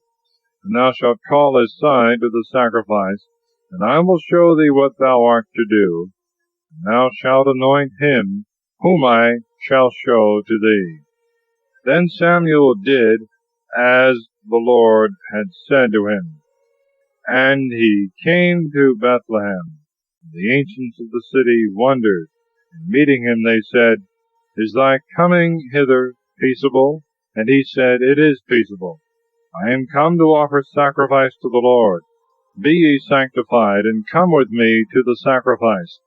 And he sanctified Isai and his sons, and called them to the sacrifice. And when they were come in, he saw Eliab, and said, Is the Lord's anointed before him? And the Lord said to Samuel, Look not on his countenance, nor on the height of his stature, because I have rejected him. Nor do I judge according to the look of man, for man seeth those things that appear, but the Lord beholdeth the heart. And Isai called Abinadab, and brought him before Samuel, and he said, Neither hath the Lord chosen this. And Isai brought Shammah, and he said to him, Neither hath the Lord chosen this. Isai therefore brought his 7 sons before Samuel. And Samuel said to Isai, The Lord hath not chosen any one of these. And Samuel said to Isai, Are here all thy sons? He answered, There remaineth yet a young one, who keepeth the sheep. And Samuel said to Isai, Send and fetch him, for we will not sit down till he come hither. He sent therefore and brought him. Now he was ruddy and beautiful to behold, and of a comely face. And the Lord said, Arise and anoint him. This is he. Then Samuel took the horn of oil, and anointed him in the midst of the brethren. And the Spirit of the Lord came upon David from that day forward. And Samuel rose up, and went to Ramatha. But the Spirit of the Lord departed from Saul, and an evil spirit from the Lord troubled him. The servants of Saul said to him, Behold, now an evil spirit from God troubleth thee. Let our Lord give orders, and thy servants who are before thee will seek out a man skillful in playing on the harp, that when the evil spirit from the Lord is upon thee, he may play with his hand, and thou mayest bear it more easily. And Saul said to his servants, Provide me, then, some man that can play well, and bring him to me.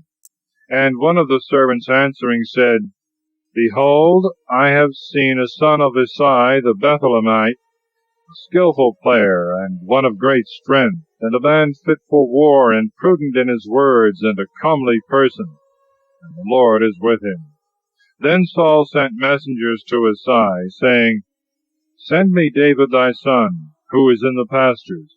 And Isai took an ass laden with bread, and a bottle of wine, and a kid of the flock, and sent them by the hand of David his son to Saul. And David came to Saul, and stood before him, and he loved him exceedingly, and made him his armor-bearer. And Saul sent to Isai, saying, Let David stand before me, for he hath found favor in my sight. So whensoever the evil spirit from the Lord was upon Saul, David took his harp, and played with his hand, and Saul was refreshed, and was better, for the evil spirit parted from him. Chapter 17. War with the Philistines. Goliath challengeth Israel. He is slain by David. Now the Philistines, gathering together with their troops to battle, assembled at Socoh of Judah, and camped between Socoh and Azekah in the borders of Domim. And Saul and the children of Israel, being gathered together, came to the valley of Terebinth, and they set the army in array to fight against the Philistines. And the Philistines stood on a mountain on the one side, and Israel stood on a mountain on the other side, and there was a valley between them. And there went out a man base-born from the camp of the Philistines, named Goliath, of Gath, whose height was 6 cubits and a span. And he had a helmet of brass upon his head, and he was clothed with a coat of mail with scales, and the weight of his coat of mail was 5,000 sickles of brass. And he had greaves of brass on his legs, and a buckler of brass covered his shoulders. And the staff of his spear was like a weaver's beam, and the head of his spear weighed 600 sickles of iron, and his armor-bearer went before him. And standing he cried out to the bands of Israel, and said to them, Why are you come out prepared to fight? Am I not a Philistine, and you the servants of Saul? Choose out a man of you, and let him come down and fight hand to hand. If he be able to fight with me and kill me, we will be servants to you. But if I prevail against him and kill him, you shall be servants, and shall serve us. And the Philistines said, I have defied the bands of Israel this day. Give me a man, and let him fight with me hand to hand. Saul and all the Israelites, hearing these words of the Philistine, were dismayed and greatly afraid. Now David was the son of that Ephrathite of Bethlehem, Judah, before mentioned, whose name was Isai, who had 8 sons, and was an old man in the days of Saul, and of great age among men. And his 3 eldest sons followed Saul to the battle. And the names of his 3 sons that went to the battle were Eliab the firstborn, and the second Abinadab, and the third Shammah. But David was the youngest. So the 3 eldest, having followed Saul, David went and returned from Saul to feed his father's flock at Bethlehem. Now the Philistine came out morning and evening, and presented himself 40 days. And Isai said to David his son, Take for thy brethren an ephah of frumenty, and these 10 loaves, and run to the camp to thy brethren. And carry these 10 little cheeses to the tribune, and go see thy brethren, if they are well, and learn with whom they are placed. But Saul and they and all the children of Israel were in the valley of Terebinth, fighting against the Philistines. David therefore arose in the morning, and gave the charge of the flock to the keeper, and went away loaded as Isai had commanded him. And he came to the place of Magala, and to the army which was going out to fight, and shouted for the battle. For Israel had put themselves in array, and the Philistines who stood against them were prepared.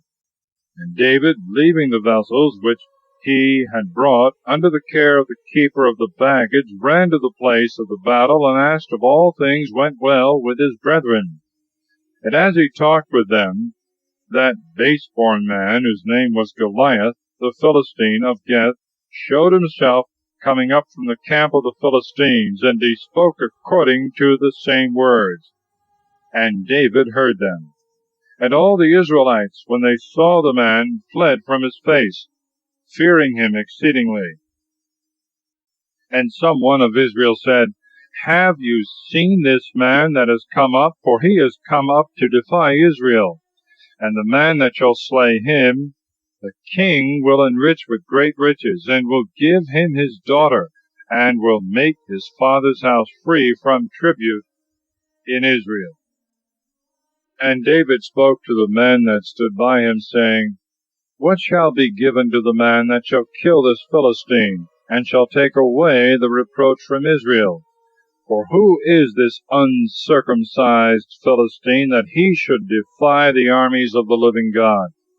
And the people answered him the same words, saying, These things shall be given to the man that shall slay him. Now when Eliab, his eldest brother, heard this, and he was speaking with others, he was angry with David, and said, Why camest thou hither?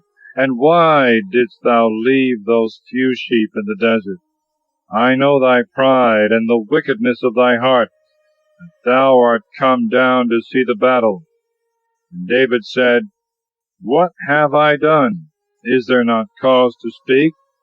And he turned a little aside from him to another, and said the same word. The people answered him as before. And the words which David spoke were heard, and were rehearsed before Saul. And when he was brought to him, he said to him, Let not any man's heart be dismayed in him.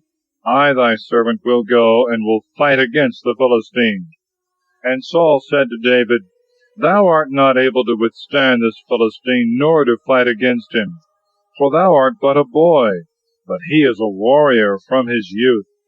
And David said to Saul, Thy servant kept his father's sheep, and there came a lion or a bear, and took a ram out of the midst of the flock. And I pursued after them, and struck them, and delivered it out of their mouth. And they rose up against me, and I caught them by the throat, and I strangled and killed them. For I, thy servant, have killed both a lion and a bear, and this uncircumcised Philistine shall be also as one of them. I will go now, and take away the reproach of the people. For who is this uncircumcised Philistine, who hath dared to curse the army of the living God? And David said, The Lord, who delivered me out of the paw of the lion, and out of the paw of the bear, he will deliver me out of the hand of this Philistine. And Saul said to David, Go, and the Lord be with thee. And Saul clothed David with his garments, and put a helmet of brass upon his head, and armed him with a coat of mail. And David, having girded his sword upon his armor, began to try if he could walk in the armor, for he was not accustomed to it. And David said to Saul, I cannot go thus, for I am not used to it. And he laid them off. And he took his staff, which he had always in his hands, and chose him 5 smooth stones out of the brook, and put them into the shepherd's scrip, which he had with him. And he took a sling in his hand, and went forth against the Philistine. And the Philistine came on, and drew nigh against David, and his armor-bearer before him. And when the Philistine looked and beheld David, he despised him, for he was a young man, ruddy, and of a comely countenance. And the Philistine said to David, Am I a dog, that thou comest to me with a staff? And the Philistine cursed David by his gods. And he said to David, Come to me, and I will give thy flesh to the birds of the air, and to the beasts of the earth. And David said to the Philistine, Thou comest to me with a sword, and with a spear, and with a shield, but I come to thee in the name of the Lord of hosts, the God of the armies of Israel, which thou hast defied. This day, and the Lord will deliver thee into my hand, and I will slay thee, and take away thy head from thee. And I will give the carcasses of the army of the Philistines this day to the birds of the air, and to the beasts of the earth, and all the earth may know that there is a God in Israel. And all this assembly shall know that the Lord saveth not with sword and spear, for it is his battle, and he will deliver you into our hands. And when the Philistine arose and was coming, and drew nigh to meet David, David made haste, and ran to the fight to meet the Philistine. And he put his hand into his scrip, and took a stone, and cast it with the sling, and fetching it about, struck the Philistine in the forehead. And the stone was fixed in his forehead, and he fell on his face upon the earth. And David prevailed over the Philistine with a sling and a stone, and he struck and slew the Philistine. And as David had no sword in his hand, he ran and stood over the Philistine, and took his sword, and drew it out of the sheath, and slew him, and cut off his head. And the Philistines, seeing that their champion was dead, fled away. And the men of Israel and Judah rising up shouted, and pursued after the Philistines, till they came to the valley and to the gates of Acharon. And there fell many wounded of the Philistines in the way of Saaraim, and as far as Geth, and as far as Acharon. And the children of Israel, returning after they had pursued the Philistines, fell upon their camp. And David, taking the head of the Philistine, brought it to Jerusalem, but his armor he put in his tent. Now at the time that Saul saw David going out against the Philistines, he said to Abner, the captain of the army, Of what family is this young man descended, Abner? And Abner said, As thy soul liveth, O king, I know not. And the king said, Inquire thou, whose son this man is. And when David was returned after the Philistine was slain, Abner took him, and brought him in before Saul with the head of the Philistine in his hand. And Saul said to him, Young man, of what family art thou? And David said, I am the son of thy servant Isai, the Bethlehemite. Chapter 18. The friendship of Jonathan and David. The envy of Saul, and his design upon David's life. He marrieth him to his daughter Michal.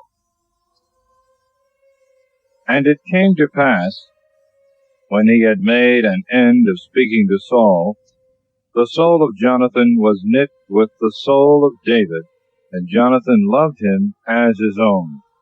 And Saul took him that day, and would not let him return to his father's house. And David and Jonathan made a covenant, for he loved him as his own soul. And Jonathan stripped himself of the coat with which he was clothed, and gave it to David, and the rest of his garments, even to his sword, and to his bow, and to his girdle. And David went out to whatsoever business Saul sent him, and he behaved himself prudently. And Saul set him over the soldiers, and he was acceptable in the eyes of all the people, and especially in the eyes of Saul's servants.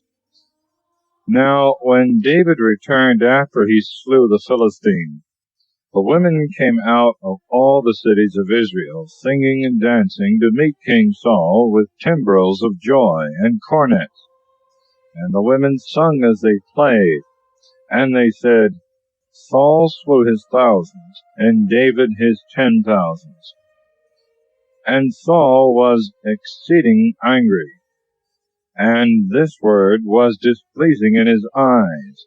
And he said, They have given David 10,000s, and to me have given but 1,000. What can he have more but the kingdom? And Saul did not look on David with a good eye from that day and forward. And the day after, the evil spirit from God came upon Saul, and he prophesied in the midst of his house. And David played with his hand as at other times, And Saul held a spear in his hand, and threw it, thinking to nail David to the wall. And David stepped aside out of his presence twice. And Saul feared David, because the Lord was with him, and was departed from himself. Therefore Saul removed him from him, and made him a captain over 1,000 men. And he went out and came in before the people. And David behaved wisely in all his ways, and the Lord was with him. And Saul saw that he was exceeding prudent, and began to beware of him. But all Israel and Judah loved David, for he came in and went out before them. And Saul said to David, Behold, my elder daughter Merab, her will I give thee to wife. Only be a valiant man, and fight the battles of the Lord. Now Saul said within himself, Let not my hand be upon him, but let the hands of the Philistines be upon him. And David said to Saul, Who am I, or what is my life, or my father's family in Israel, that I should be son-in-law of the king? And it came to pass at the time when Merab, the daughter of Saul, should have been given to David, that she was given to Hadriel, the Molathite, to wife. But Michal, the other daughter of Saul, loved David, and it was told Saul, and it pleased him. And Saul said, I will give her to him, that she may be a stumbling block to him, and that the hand of the Philistines may be upon him. And Saul said to David, In 2 things thou shalt be my son-in-law this day. And Saul commanded his servants to speak to David privately, saying, Behold, thou pleasest the king, and all his servants love thee.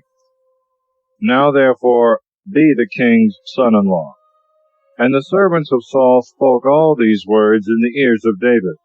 And David said, Doth it seem to you a small matter to be the king's son-in-law? But I am a poor man and of small ability. And the servants of Saul told him, saying, Such words as these hath David spoken. And Saul said, Speak thus to David, The king desireth not any dowry, but only 100 foreskins of the Philistines, to be avenged of the king's enemies. Now Saul thought to deliver David into the hands of the Philistines. When his servants had told David the words that Saul had said, the word was pleasing in the eyes of David to be the king's son-in-law. And after a few days David rose up, and went with the men that were under him. And he slew of the Philistines 200 men, and brought their foreskins, and numbered them out to the king, that he might be his son-in-law. Saul therefore gave him Michal, his daughter, to wife. And Saul saw and understood that the Lord was with David, and Michal, the daughter of Saul, loved him. And Saul began to fear David more, and Saul became David's enemy continually. And the princes of the Philistines went forth, and from the beginning of their going forth David behaved himself more wisely than all the servants of Saul, and his name became very famous. Chapter 19. Other attempts of Saul upon David's life. He cometh to Samuel. Saul's messengers and Saul himself prophesy. And Saul spoke to Jonathan his son, and to all his servants, that they should kill David. But Jonathan the son of Saul loved David exceedingly. And Jonathan told David, saying, Saul my father seeketh to kill thee. Wherefore look to thyself, I beseech thee, in the morning, and thou shalt abide in a secret place, and shalt be hid. And I will go out and stand beside my father in the field where thou art, that I will speak of thee to my father, and whatsoever I shall see I will tell thee.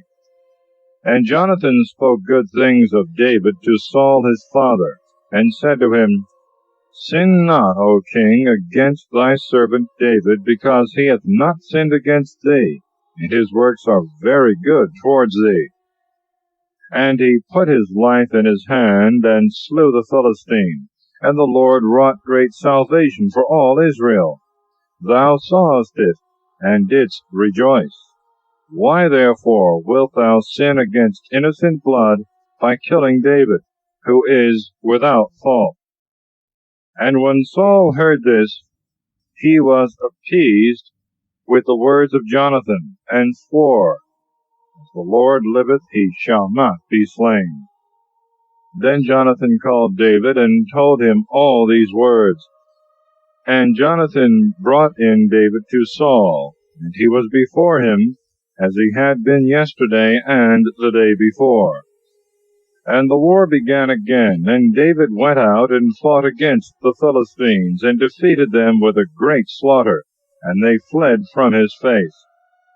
And the evil spirit from the Lord came upon Saul as he sat in his house, and held a spear in his hand, and David played with his hand. And Saul endeavored to nail David to the wall with his spear. And David slipped away out of the presence of Saul, and the spear missed him, and was fastened in the wall, and David fled, and escaped that night. Saul therefore sent his guards to David's house to watch him, that he might be killed in the morning. And when Michal, David's wife, had told him this, saying, Unless thou save thyself this night, tomorrow thou wilt die, she let him down through a window, and he went and fled away and escaped. And Michal took an image, and laid it on the bed, and put a goat's skin with the hair at the head of it, and covered it with clothes. And Saul sent officers to seize David, and it was answered that he was sick. And again Saul sent to see David, saying, Bring him to me in the bed, that he may be slain. And when the messengers were come in, they found an image upon the bed, and a goat's skin at its head. And Saul said to Michal, Why hast thou deceived me so, and let my enemy go and flee away? And Michal answered Saul, Because he said to me, Let me go, or else I will kill thee. But David fled and escaped, and came to Samuel in Ramah, and told him all that Saul had done to him. And he and Samuel went and dwelt in Najoth. And it was told Saul by some, saying, Behold, David is in Najoth in Ramah. So Saul sent officers to take David. And when they saw a company of prophets prophesying, and Samuel presiding over them, the Spirit of the Lord came also upon them, and they likewise began to prophesy. And when this was told Saul, he sent other messengers, but they also prophesied. And again Saul sent messengers the third time, and they prophesied also. And Saul, being exceedingly angry, went also himself to Ramah, and came as far as the great cistern, which is in Socho. And he asked and said, In what place are Samuel and David? And it was told him, Behold, they are in Najoth in Ramah. And he went to Najoth in Ramah, and the Spirit of the Lord came upon him also. And he went on and prophesied till he came to Najoth in Ramah. And he stripped himself also of his garments, and prophesied with the rest before Samuel, and lay down naked all that day and night. This gave occasion to a proverb. What? Is Saul too among the prophets? Chapter 20. Saul being obstinately bent upon killing David, he is sent away by Jonathan. But David fled from Najoth, which is in Ramah, and came and said to Jonathan, What have I done? What is my iniquity?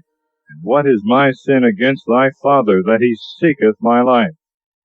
And he said to him, God forbid, thou shalt not die, for my father will do nothing great or little without first telling me. Hath then my father hid this word only from me? No, this shall not be. And he swore again to David. And David said, Thy father certainly knoweth that I have found grace in thy sight, and he will say, Let not Jonathan know this, lest he be grieved. But truly as the Lord liveth, and thy soul liveth, there is but one step, as I may say, between me and death. And Jonathan said to David, Whatsoever thy soul shall say to me, I will do for thee. And David said to Jonathan, Behold, tomorrow is the new moon, and I, according to custom, am wont to sit beside the king to eat. Let me go then, that I may be hid in the field till the evening of the third day. If thy father look and inquire for me, thou shalt answer him, David asked me that he might run to Bethlehem, his own city, because there are solemn sacrifices there for all his tribe. If he shall say, It is well, thy servant shall have peace. But if he be angry, know that his malice is come to its height. Deal mercifully then with thy servant, for thou hast brought me thy servant into a covenant of the Lord with thee. But if there be any iniquity in me, do thou kill me, and bring me not in to thy father. And Jonathan said, Far be this from thee, for I should certainly know that evil is determined by my father against thee. I could do no otherwise than tell thee. And David answered Jonathan, Who shall bring me word if thy father should answer thee harshly concerning me?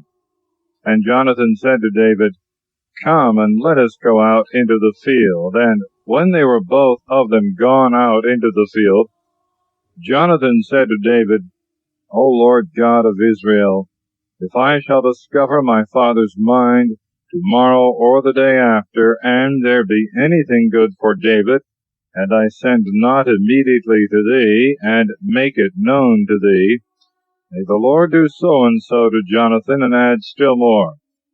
But if my father shall continue in malice against thee, I will discover it to thy ear, and will send thee away, that thou mayest go in peace, and the Lord be with thee, as he hath been with my father.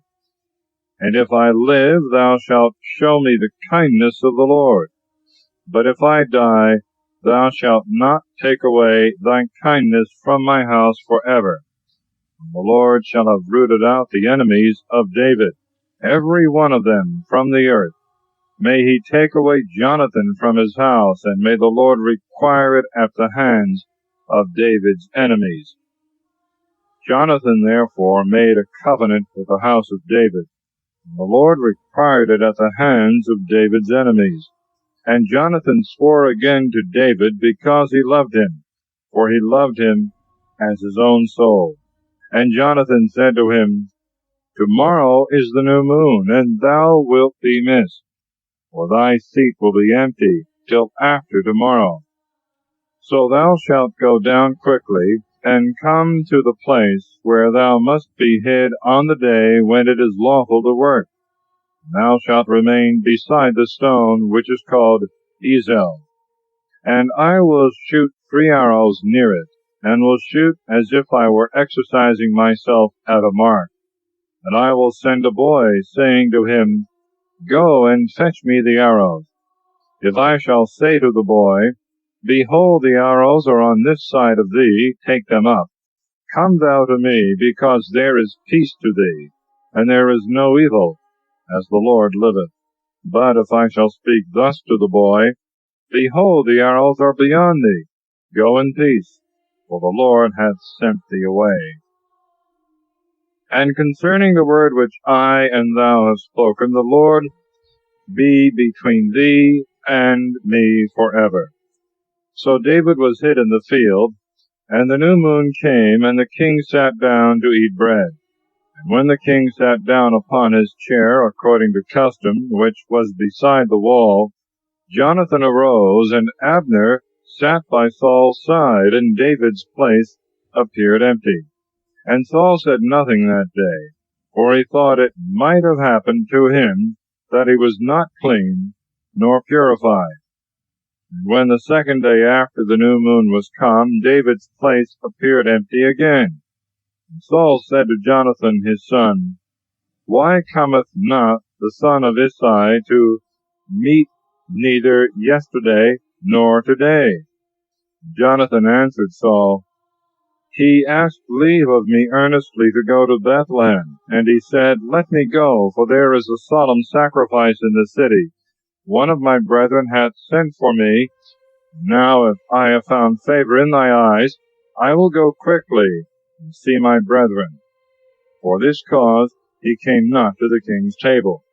Then Saul, being angry against Jonathan, said to him, Thou son of a woman that is the ravisher of a man, do I not know that thou lovest the son of Isai to thy own confusion, and to the confusion of thy shameless mother? For as long as the son of Isai liveth upon earth, thou shalt not be established, nor thy kingdom. Therefore now presently send and fetch him to me, for he is the son of death. And Jonathan answering Saul his father said, Why shall he die? What hath he done? And Saul caught up a spear to strike him, and Jonathan understood that it was determined by his father to kill David. So Jonathan rose from the table in great anger, and did not eat bread on the second day after the new moon. For he was grieved for David, because his father had put him to confusion. And when the morning came, Jonathan went into the field according to the appointment with David, and a little boy with him. And he said to his boy, Go and fetch me the arrows which I shoot. When the boy ran, he shot another arrow beyond the boy. The boy therefore came to the place of the arrow which Jonathan had shot. And Jonathan cried after the boy, and said, Behold, the arrow is there further beyond thee. And Jonathan cried again after the boy, saying, Make haste speedily, stand not. And Jonathan's boy gathered up the arrows, and brought them to his master.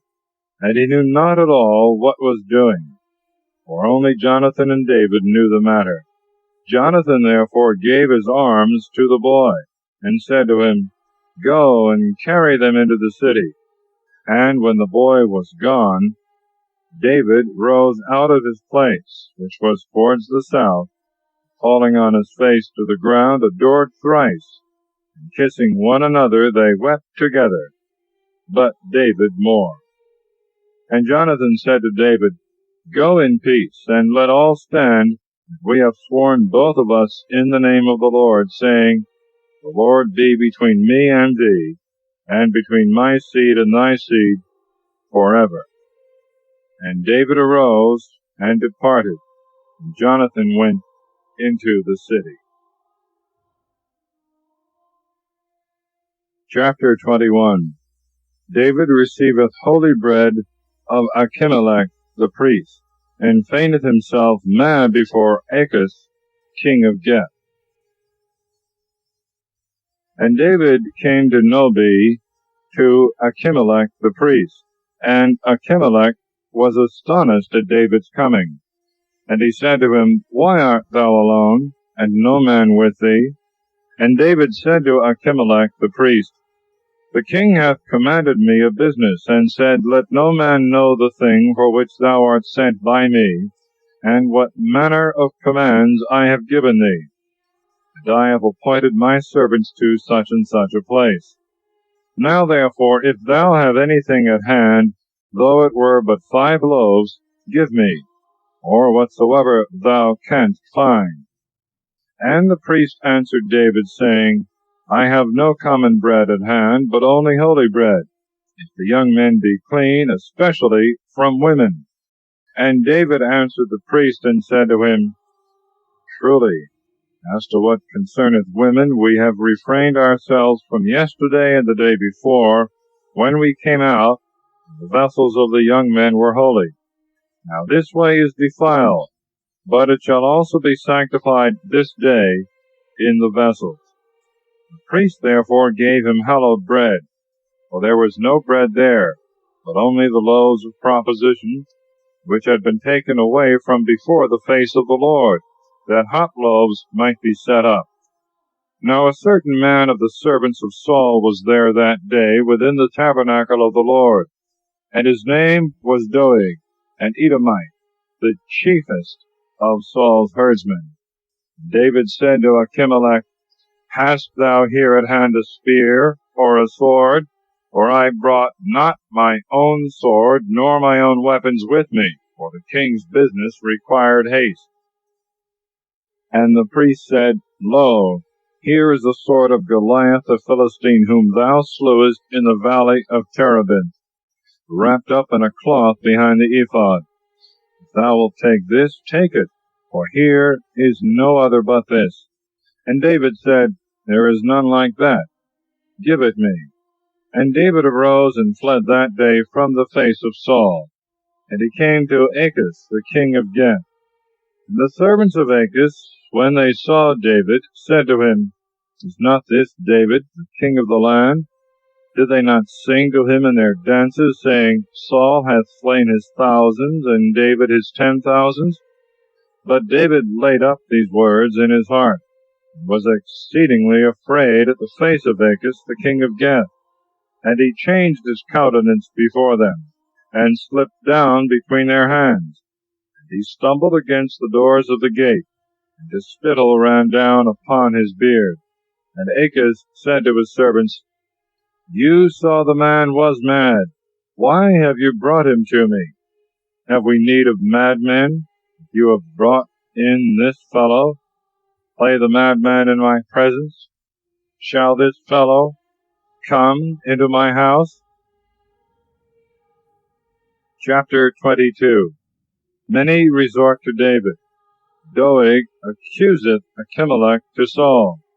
He ordereth him and all the other priests of Nobi to be slain. Abiathar escapeth. David therefore went from thence and fled to the cave of Adullam. When his brethren and all his father's house had heard of it, they went down to him thither. And all that were in distress and oppressed with death and under affliction of mind gathered themselves unto him. And he became their prince, and there were with him about 400 men. And David departed from thence into Maphah of Moab.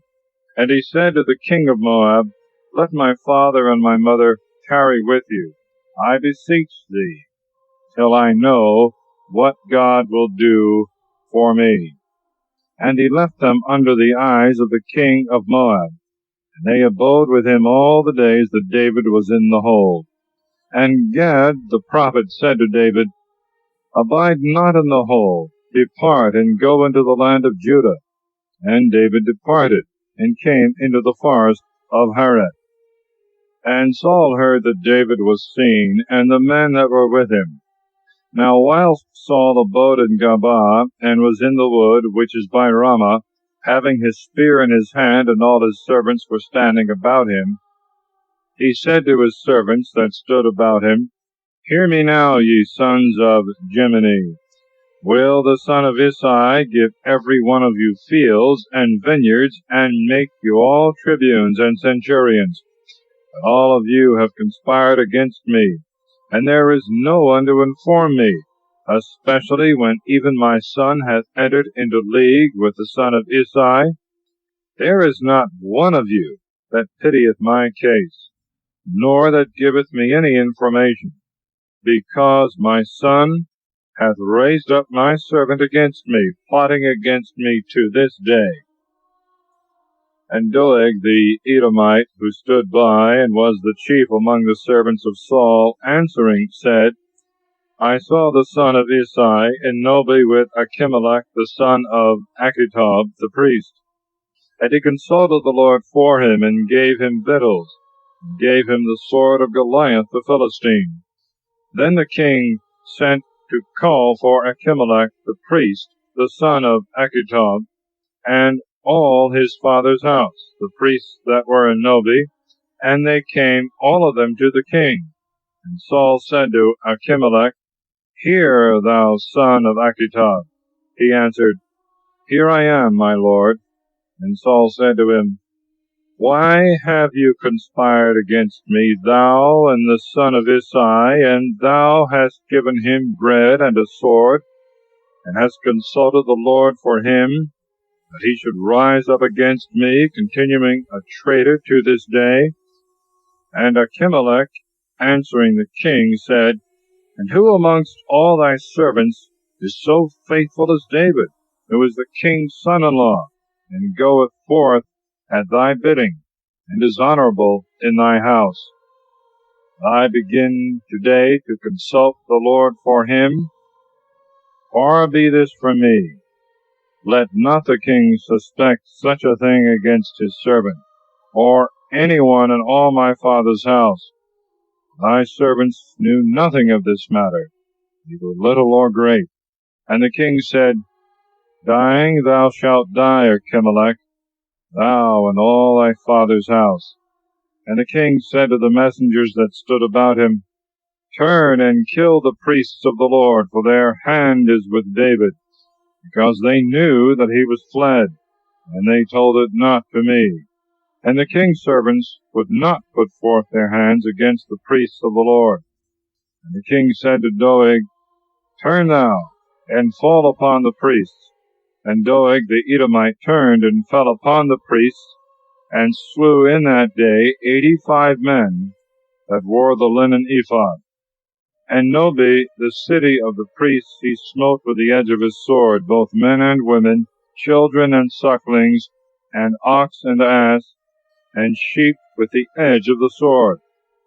But one of the sons of Achimelech, the son of Achitub, whose name was Abiathar, escaped, and fled to David, and told him that Saul had slain the priests of the Lord.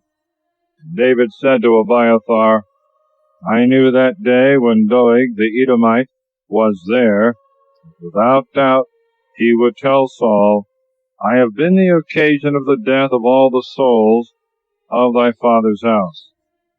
Abide thou with me, fear not, for he that seeketh my life seeketh thy life also, and with me thou shalt be saved.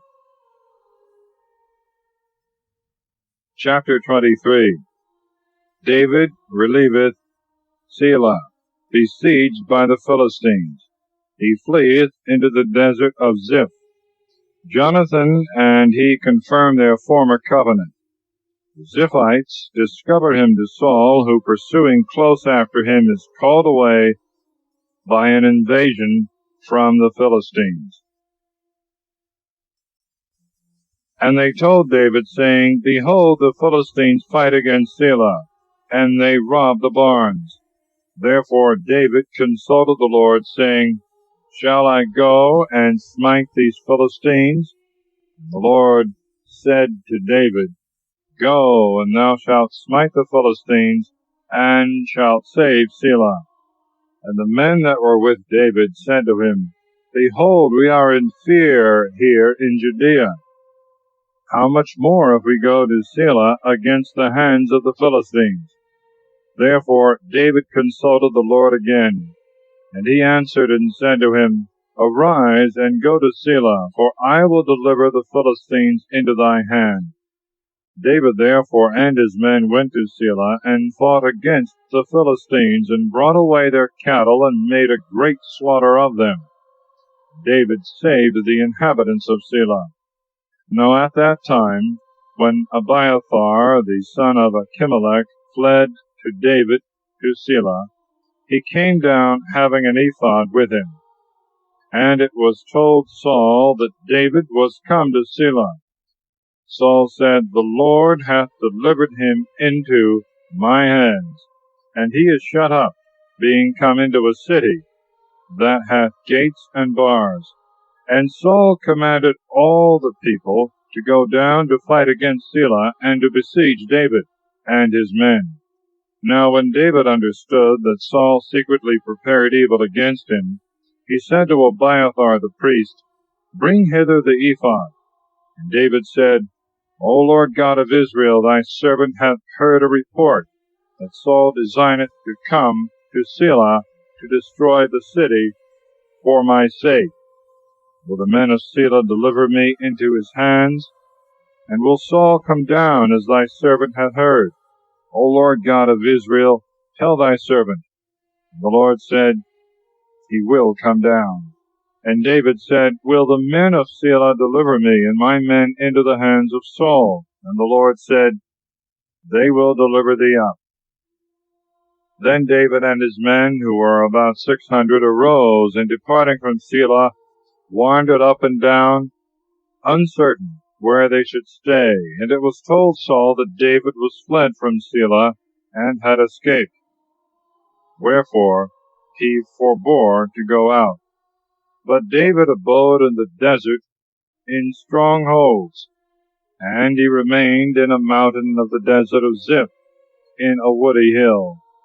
And Saul sought him always, but the Lord delivered him not into his hands. And David saw that Saul was come out to seek his life. And David was in the desert of Ziph, in a wood. And Jonathan the son of Saul arose, and went to David into the wood, and strengthened his hands in God. And he said to him, Fear not, for the hand of my father Saul shall not find thee, and thou shalt reign over Israel, and I shall be next to thee, yea, and my father knoweth this. And the two made a covenant before the Lord. And David abode in the wood, but Jonathan returned to his house. And the Ziphites went up to Saul in Gabaa, saying, Lo, doth not David lie hid with us in the strongholds of the wood, and Mount Achilah, which is on the right hand of the desert? Now therefore come down, as thy soul hath desired to come down, and it shall be our business to deliver him into the king's hands. And Saul said, Blessed be ye of the Lord, for you have pitied my case. Go therefore, I pray you, and use all diligence, and curiously inquire, and consider the place where his foot is, and who hath seen him there. For he thinketh of me, that I lie craftily in wait for him. Consider and see all his lurking holes wherein he is hid, and return to me with the certainty of the thing, that I may go with you. And if he should even go down into the earth to hide himself, I will search him out in all the thousands of Judah. And they arose and went to Ziph before Saul. David and his men were in the desert of Maon, in the plain at the right hand of Jesimon. Then Saul and his men went to seek him. It was told David, and forthwith he went down to the rock, and abode in the wilderness of Maon. And when Saul had heard of it, he pursued after David in the wilderness of Maon. Saul went on this side of the mountain. David and his men were on the other side of the mountain. David despaired of being able to escape from the face of Saul. And Saul and his men encompassed David and his men round about to take them.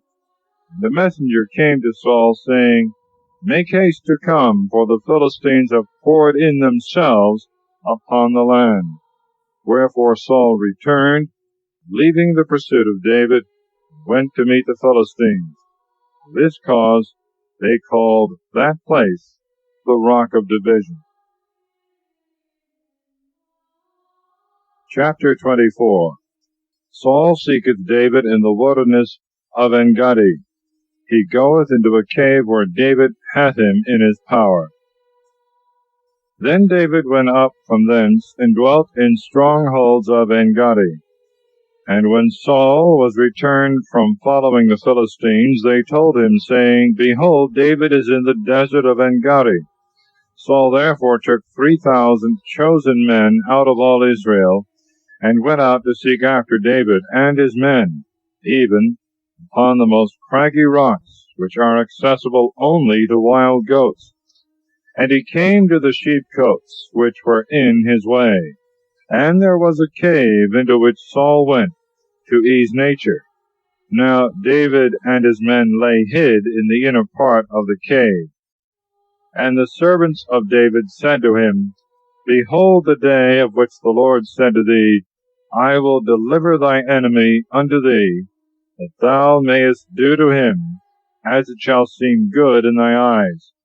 Then David arose and secretly cut off the hem of Saul's robe, after which David's heart struck him, because he had cut off the hem of Saul's robe. And he said to his men, The Lord be merciful unto me, that I may do no such thing to my master the Lord's anointed, as to lay my hand upon him, because he is the Lord's anointed. And David stopped his men with his words, and suffered them not to rise against Saul. Saul, rising up out of the cave, went on his way. And David also rose up after him, and going out of the cave, cried after Saul, saying, My lord the king. And Saul looked behind him, and David, bowing himself down to the ground, worshipped, and said to Saul, Why dost thou hear the words of men that say, David seeketh thy hurt?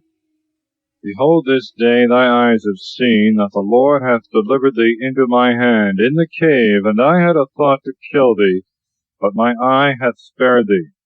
For I said, I will not put out my hand against my Lord, because he is the Lord's anointed. Moreover, see and know, O my father, the hem of thy robe in my hand. When I cut off the hem of thy robe, I would not put out my hand against thee. Reflect and see that there is no evil in my hand, nor iniquity, neither have I sinned against thee. If thou liest in wait for my life, to take it away. The Lord judge between me and thee, and the Lord revenge me of thee, but my hand shall not be upon thee. As also it is said in the old proverb, From the wicked shall wickedness come forth. Therefore my hand shall not be upon thee. After whom dost thou come out, O King of Israel? After whom dost thou pursue? After a dead dog, after a flea. Be the Lord judge, and judge between me and thee, and see, and judge my cause, and deliver me out of thy hand. And when David had made an end of speaking these words to Saul, Saul said, Is this thy voice, my son David? And Saul lifted up his voice and wept. And he said to David, Thou art more just than I, for thou hast done good to me, and I have rewarded thee with evil. And thou hast shown this day what good things thou hast done to me, how the Lord delivered me into thy hand, and thou hast not killed me. For who, when he hath found his enemy, will let him go well away? But the Lord reward thee for this good turn, for what thou hast done to me this day. Now as I know that thou shalt surely be king, and have the kingdom of Israel in thy hand, swear to me by the Lord that thou wilt not destroy my seed after me, nor take away my name from the house of my father. And David swore to Saul. So Saul went home. David and his men went up into safer places. Chapter 25. The death of Samuel. David, provoked by Nabal, threateneth to destroy him, but is appeased by Abigail. And Samuel died, and all Israel was gathered together, and they mourned for him, and buried him in his house in Ramathah. And David rose and went down into the wilderness of Pharan. Now there was a certain man in the wilderness of Maon, and his possessions were in Carmel. The man was very great, and he had 3,000 sheep, and 1,000 goats. And it happened that he was shearing his sheep in Carmel. Now the name of the man was Nabal, and the name of his wife was Abigail, and she was a prudent and very comely woman. But her husband was churlish, and very bad and ill-natured, and he was of the house of Caleb. And when David heard in the wilderness that Nabal was shearing his sheep, he sent 10 young men, and said to them, Go up to Carmel, and go to Nabal, and salute him in my name with peace. And you shall say, Peace be to my brethren and to thee, and peace to thy house, and peace to all that thou hast. I heard that thy shepherds that were with us in the desert were shearing. We never molested them, neither was there aught missing to them of the flock at any time, all the while they were with us in Carmel. Ask thy servants, they will tell thee. Now therefore let thy servants find favor in thy eyes. We are come in a good day. Whatsoever thy hand shall find, give to thy servants and to thy son David. And when David's servants came, they spoke to Nabal all these words in David's name, and then held their peace.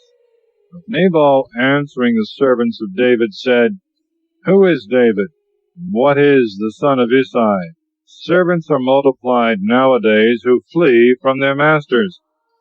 Shall I then take my bread and my water and the flesh of my cattle, which I have killed for my shearers, and give to men whom I know not whence they are?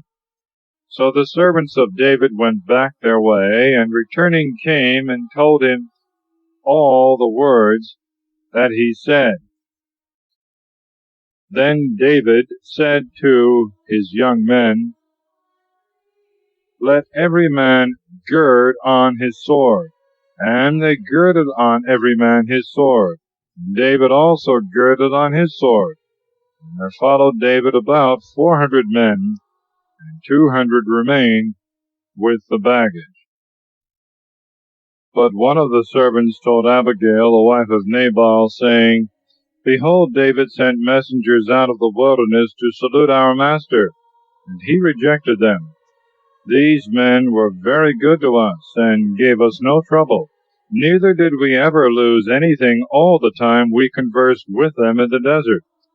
They were a wall unto us both by night and day, all the while we were with them, keeping the sheep. Wherefore consider, and think what thou hast to do, for evil is determined against thy husband, and against thy house, and he is a son of Belial, so that no man can speak to him.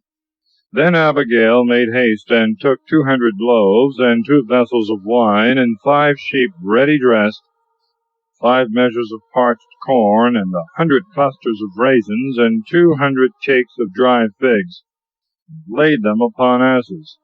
And she said to her servants, Go before me, behold, I will follow after you. But she told not her husband Nabal. And when she had gotten upon an ass, and was coming down to the foot of the mountain, David and his men came down over against her, and she met them. And David said, Truly in vain have I kept all that belonged to this man in the wilderness, and nothing was lost of all that pertained unto him, and he hath returned me evil for good. May God do so and so, and add more to the foes of David, if I leave of all that belong to him till the morning any that pisseth against the wall. And when Abigail saw David, she made haste, and lighted off the ass, and fell before David on her face, and adored upon the ground. And she fell at his feet, and said, Upon me let this iniquity be, my lord. Let thy handmaid speak, I beseech thee, in thy ears, and hear the words of thy servant. Let not my lord the king, I pray, regard this naughty man Nabal.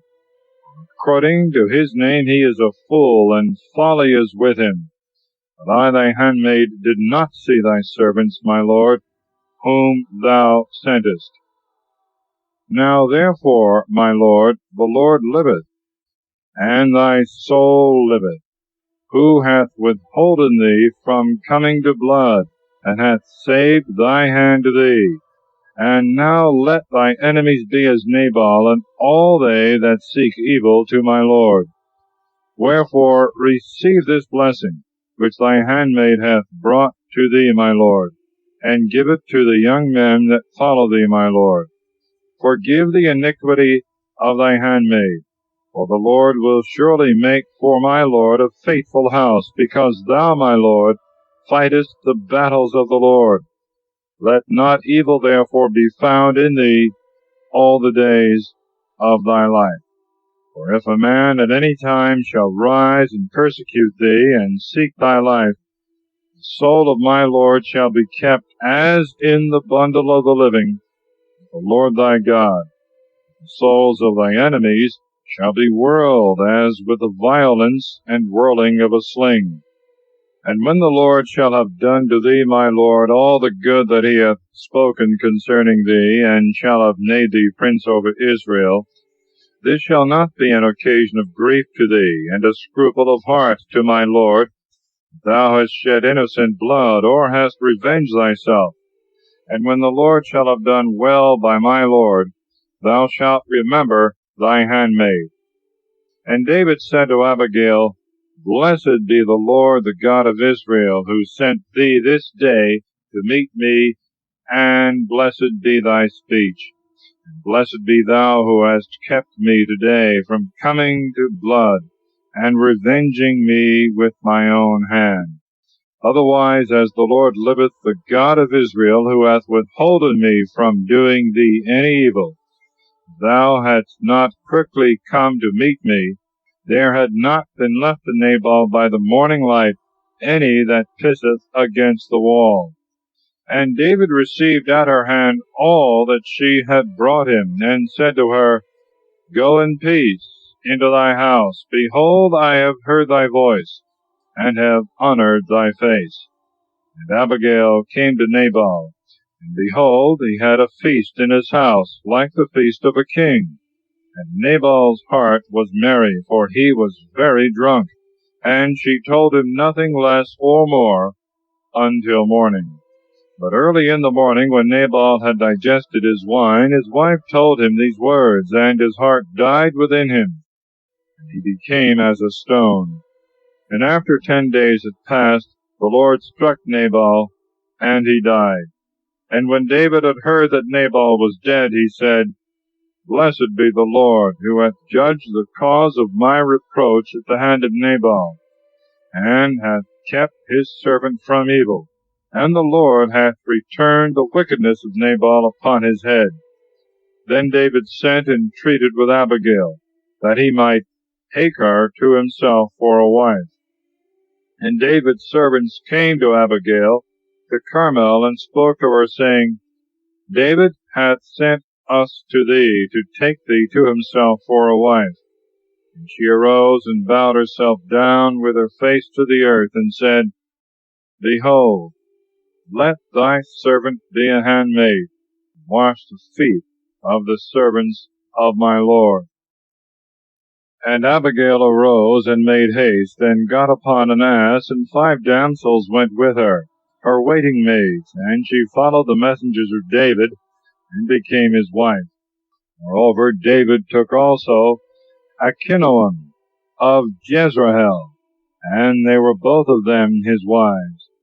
But Saul gave Michal his daughter, David's wife, to Phalti, the son of Laius, who was of Galium. Chapter 26. Saul goeth out again after David, who cometh by night, where Saul and his men are asleep, but suffereth him not to be touched. Saul again confesseth his fault, and promiseth peace. And the men of Ziph came to Saul in Gabaa, saying, Behold, David is hid in the hill of Hachilah, which is over against the wilderness. And Saul arose and went down to the wilderness of Ziph, having with him 3,000 chosen men of Israel, to seek David in the wilderness of Ziph. And Saul encamped in Gabaa Hachilah, which was over against the wilderness in the way. And David abode in the wilderness, and seeing that Saul was come after him into the wilderness, he sent spies, and learned that he was most certainly come thither. And David arose secretly, and came to the place where Saul was. And when he had beheld the place wherein Saul slept, and Abner the son of Ner, the captain of his army, and Saul sleeping in a tent, and the rest of the multitude round about him, David spoke to Achimelech the Hittite, and Abishai the son of Sarviah, the brother of Joab, saying, Who will go down with me to Saul into the camp? And Abishai said, I will go with thee. So David and Abishai came to the people by night, and found Saul lying and sleeping in the tent, and his spear fixed in the ground at his head, and Abner and the people sleeping round about him. And Abishai said to David, God hath shut up thy enemy this day into thy hands. Now then, I will run him through with my spear, even to the earth at once, and there shall be no need of a second time. And David said to Abishai, Kill him not, for who shall put forth his hand against the Lord's anointed, and shall be guiltless? And David said, As the Lord liveth, unless the Lord shall strike him, or his day shall come to die, or he shall go down to battle and perish, the Lord be merciful unto me, that I extend not my hand upon the Lord's anointed. But now take the spear which is at his head, and the cup of water, and let us go. So David took the spear and the cup of water which was at Saul's head, and they went away, and no man saw it, or knew it, or awaked. They were all asleep, for a deep sleep from the Lord was fallen upon them. And when David was gone over to the other side, and stood on the top of the hill afar off, and a good space was between them, David cried to the people, and to Abner the son of Ner, saying, Wilt thou not answer, Abner? And Abner answering said, Who art thou that criest, and disturbest the king? And David said to Abner, Art not thou a man, and who is like thee in Israel? Why then hast thou not kept thy lord the king? For there came one of the people in to kill the king thy lord. This thing is not good that thou hast done. As the Lord liveth, you are the sons of death, who have not kept your master the Lord's anointed. Now where is the king's spear, and the cup of water which was at his head? And Saul knew David's voice, and said, Is this thy voice, my son David? And David said, It is my voice, my lord the king. And he said, Wherefore doth my lord persecute his servant? What have I done? Or what evil is there in my hand? Now therefore hear, I pray thee, my lord the king, the words of thy servant. If the Lord stir thee up against me, let him accept of sacrifice. But if the sons of men, they are cursed in the sight of the Lord, who have cast me out this day, that I should not dwell in the inheritance of the Lord, saying, Go, serve strange gods. And now let not my blood be shed upon the earth before the Lord. For the king of Israel is come out to seek a flea, as a partridge is hunted in the mountains. And Saul said, I have sinned. Return, my son David, for I will no more do thee harm, because my life hath been precious in thy eyes this day. For it appeared that I have done foolishly, and have been ignorant in very many things. And David answering said, Behold the king's spear. Let one of the king's servants come over and fetch it. And the Lord will reward every one according to his justice and his faithfulness. For the Lord hath delivered thee this day into my hand, and I would not put forth my hand against the Lord's anointed. And as thy life hath been much set by this day, in my eyes, so let my life be much set by in the eyes of the Lord. Let him deliver me from all distress. Then Saul said to David, Blessed art thou, my son David, and truly doing thou shalt do, and prevailing thou shalt prevail. And David went on his way, and Saul returned to his place. Chapter 27. David goeth again to Achish, king of Gath, and obtaineth of him the city of Ziklag. And David said in his heart, I shall one day or other fall into the hands of Saul. Is it not better for me to flee, and to be saved in the land of the Philistines, that Saul may despair of me, and cease to seek me in all the coasts of Israel? I will flee then out of his hands. And David arose and went away, both he and the 600 men that were with him, to Achish the son of Maoch, king of Gath. And David dwelt with Achish at Gath, he and his men, every man with his household, and David with his 2 wives, Ahinoam the Jezreelitess, and Abigail the wife of Nabal of Carmel. And it was told Saul that David was fled to Gath, and he sought no more after him. And David said to Achish, If I have found favor in thy sight, let a place be given me in one of the cities of this country, that I may dwell there. For why should thy servant dwell in the royal city with thee? Then Achish gave him Ziklag that day, for which reason Ziklag belongeth to the kings of Judah unto this day. And the time that David dwelt in the country of the Philistines was 4 months. And David and his men went up, and pillaged Jeshurun, and Girtzai, and the Amalekites, for these were of old the inhabitants of the countries, as men go to Sur, even to the land of Egypt. And David wasted all the land, and left neither man nor woman alive, and took away the sheep and the oxen and the asses and the camels and the apparel, and returned and came to Achish. And Achish said to him, Whom hast thou gone against today? David answered, Against the south of Judah, and against the south of Jerahmeel, and against the south of Kenai. And David saved neither man nor woman, neither brought he any of them to Gath, saying, Lest they should speak against us. So did David, and such was his proceeding all the days that he dwelt in the country of the Philistines. And Achish believed David, saying, He hath done much harm to his people Israel. Therefore he shall be my servant forever.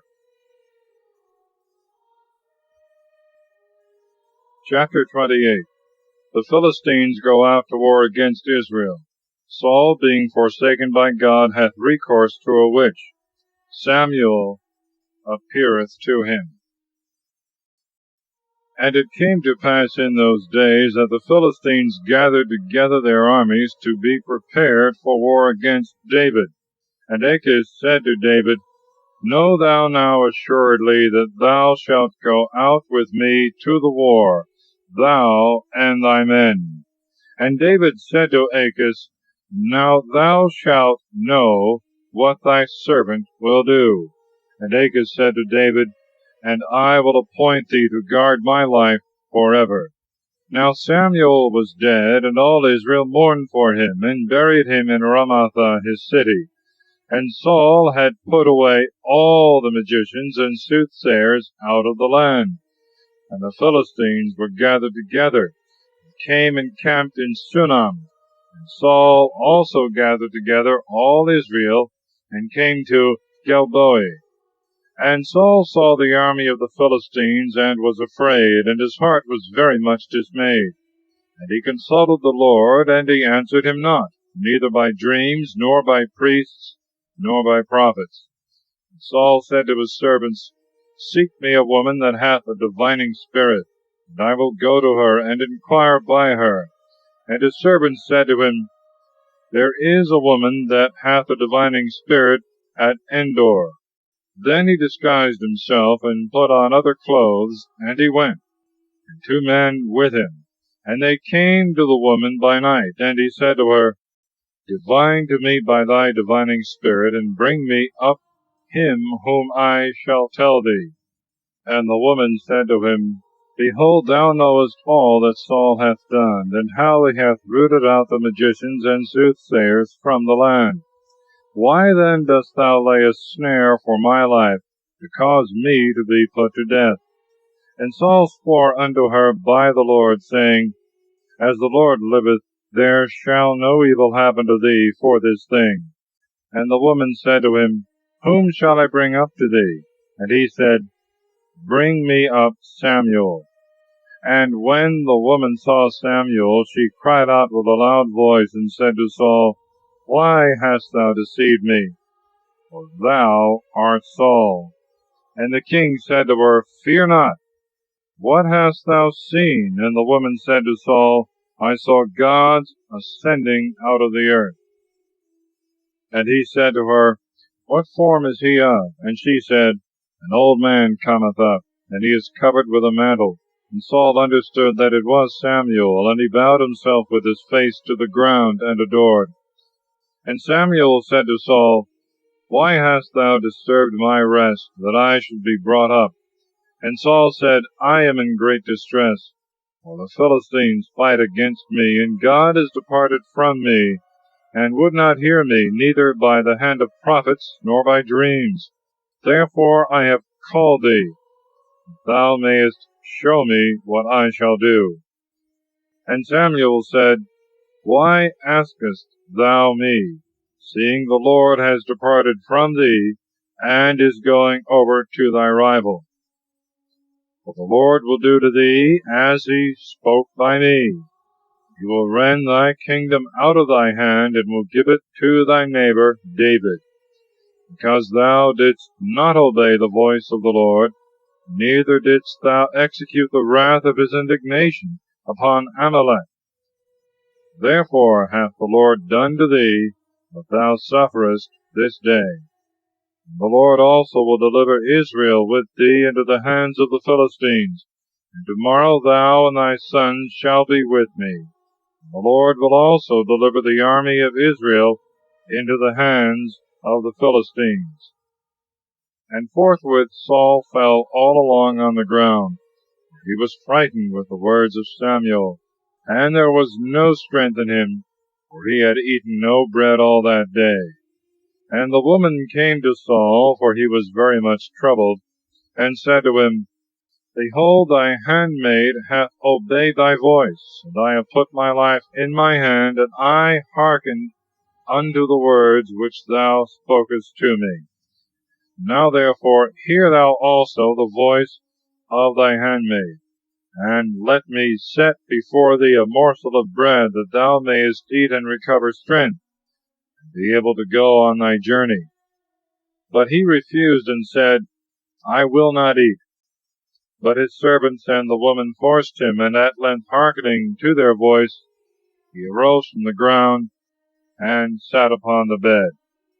Now the woman had a fatted calf in the house, and she made haste and killed it, and taking meal kneaded it, and baked some unleavened bread, and set it before Saul, and before his servants.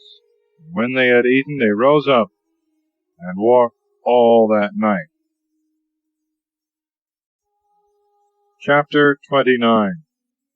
David, going with the Philistines, is sent back by their princes.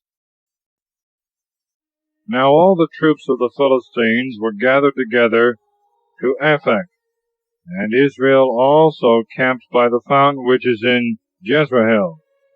The lords of the Philistines marched with their hundreds and their thousands, but David and his men were in the rear with Achish. The princes of the Philistines said to Achish, What mean these Hebrews? And Achish said to the princes of the Philistines, Do you not know David, who was the servant of Saul the king of Israel, and hath been with me many days or years, and I have found no fault in him, since the day that he fled over to me until this day. But the princes of the Philistines were angry with him, and they said to him, Let this man return and abide in his place which thou hast appointed him. Let him not go down with us to battle, lest he be an adversary to us when we shall begin to fight. For how can he otherwise appease his master, but with our heads? Is not this David to whom they sung in their dances, saying, Saul slew his thousands, and David his 10,000s? Then Achish called David, and said to him, As the Lord liveth, thou art upright and good in my sight, and so is thy going out and thy coming in with me in the army. And I have not found any evil in thee, since the day that thou camest to me unto this day, that thou pleasest not the Lord. Return therefore, and go in peace, and offend not the eyes of the princes of the Philistines. And David said to Achish, But what have I done, and what hast thou found in me thy servant, from the day that I have been in thy sight until this day, that I may not go and fight against the enemies of my lord the king? And Achish answering said to David, I know that thou art good in my sight, as an angel of God, but the princes of the Philistines have said, He shall not go up with us to the battle. Therefore arise in the morning, thou and the servants of thy Lord, who came with thee, and when you are up before day, and it shall begin to be light, go on your way. So David and his men arose in the night, that they might set forward in the morning, and returned to the land of the Philistines, and the Philistines went up to Jezreel. Chapter 30. The Amalekites burn Ziklag, and carry off the prey. David pursueth after them, and recovereth all out of their hands. Now when David and his men were come to Ziklag on the third day, the Amalekites had made an invasion on the south side upon Ziklag, and had smitten Ziklag, and burnt it with fire, and had taken the women captives that were in it, both little and great. And they had not killed any person, but had carried them with them, and went on their way. So when David and his men came to the city, and found it burnt with fire, and that their wives and their sons and their daughters were taken captives, David and the people that were with him lifted up their voices, and wept till they had no more tears. For the two wives also of David were taken captives, Achinoam the Jezreelitess, and Abigail the wife of Nabal of Carmel. And David was greatly afflicted. The people had a mind to stone him, for the soul of every man was bitterly grieved for his sons and daughters. But David took courage in the Lord his God. And he said to Abiathar the priest, the son of Achimelech, Bring me hither the ephod. And Abiathar brought the ephod to David. And David consulted the Lord, saying, Shall I pursue after these robbers, and shall I overtake them, or not? And the Lord said to him, Pursue after them, for thou shalt surely overtake them, and recover the prey.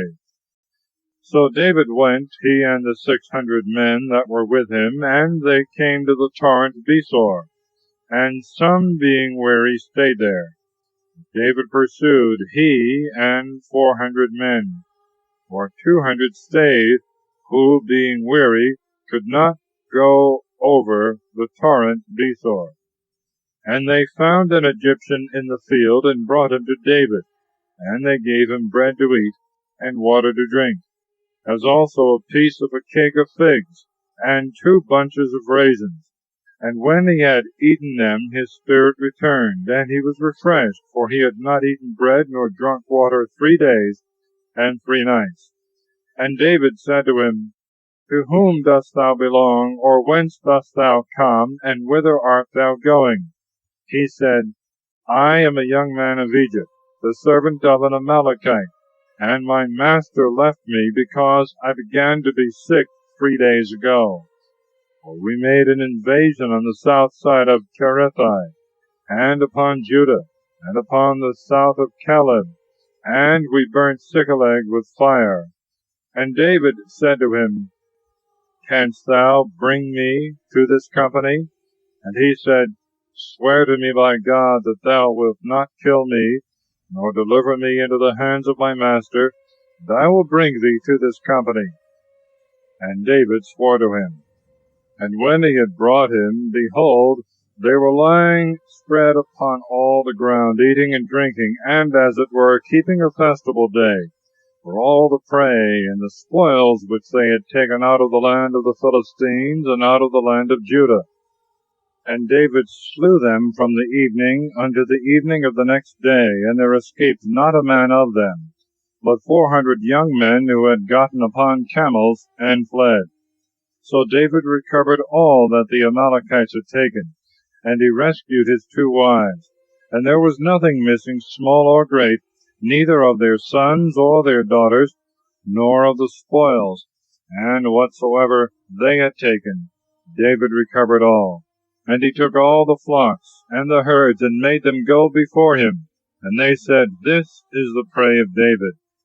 And David came to the 200 men, who, being weary, had stayed, and were not able to follow David. And he had ordered them to abide at the torrent of Besor. And they came out to meet David, and the people that were with him. And David, coming to the people, saluted them peaceably. Then all the wicked and unjust men that had gone with David answering said, Because they came not with us, we will not give them anything of the prey which we have recovered. But let every man take his wife and his children, and be contented with them, and go his way. But David said, You shall not do so, my brethren, with these things which the Lord hath given us, who hath kept us, and hath delivered the robbers that invaded us into our hands. No man shall hearken to you in this matter. But equal shall be the portion of him that went down to battle, and of him that abode at the baggage, and they shall divide alike. And this hath been done from that day forward, and since was made a statute and an ordinance, and as a law in Israel. Then David came to Ziklag, and sent presents of the prey to the ancients of Judah his neighbors, saying, Receive a blessing of the prey of the enemies of the Lord. To them that were in Bethel, and that were in Ramoth to the south, and to them that were in Jether, and to them that were in Aror, and that were in Sephamoth, and that were in Esthemo, and that were in Rachel, and that were in the cities of Jerahmeel, and that were in the cities of Keni, and that were in Arama, and that were in the lake Esan, and that were in Athak, and that were in Hebron, and to the rest that were in those places, in which David had abode with his men. Chapter 31. Israel is defeated by the Philistines. Saul and his sons are slain. And the Philistines fought against Israel, and the men of Israel fled from before the Philistines, and fell down slain in Mount Gilboa. And the Philistines fell upon Saul, and upon his sons, and they slew Jonathan, and Abinadab, and Melchishua, the sons of Saul. And the whole weight of the battle was turned upon Saul, and the archers overtook him, and he was grievously wounded by the archers. Then Saul said to his armor-bearer, Draw thy sword and kill me, lest these uncircumcised come and slay me and mock at me. And his armor-bearer would not, for he was struck with exceeding great fear. Then Saul took his sword and fell upon it.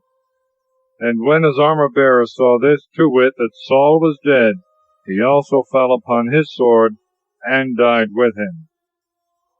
So Saul died, and his 3 sons, and his armor-bearer, and all his men that same day together. And the men of Israel that were beyond the valley and beyond the Jordan, seeing that the Israelites were fled, and that Saul was dead, and his sons forsook their cities and fled. And the Philistines came and dwelt there. And on the morrow the Philistines came to strip the slain, and they found Saul and his 3 sons lying in Mount Gilboa. And they cut off Saul's head, and stripped him of his armor, and sent into the land of the Philistines round about, to publish it in the temples of their idols, and among their people. And they put his armor in the temple of Ashtaroth, but his body they hung on the wall of Bethsan. Now when the inhabitants of Jabes Galad had heard all that the Philistines had done to Saul, all the most valiant men arose, and walked all the night, and took the body of Saul, and the bodies of his sons, from the wall of Bethsan. And they came to Jabes Galad, and burnt them there. And they took their bones, and buried them in the wood of Jabes, and fasted 7 days. Thus ends the first book of Samuel, otherwise called the first book of Kings.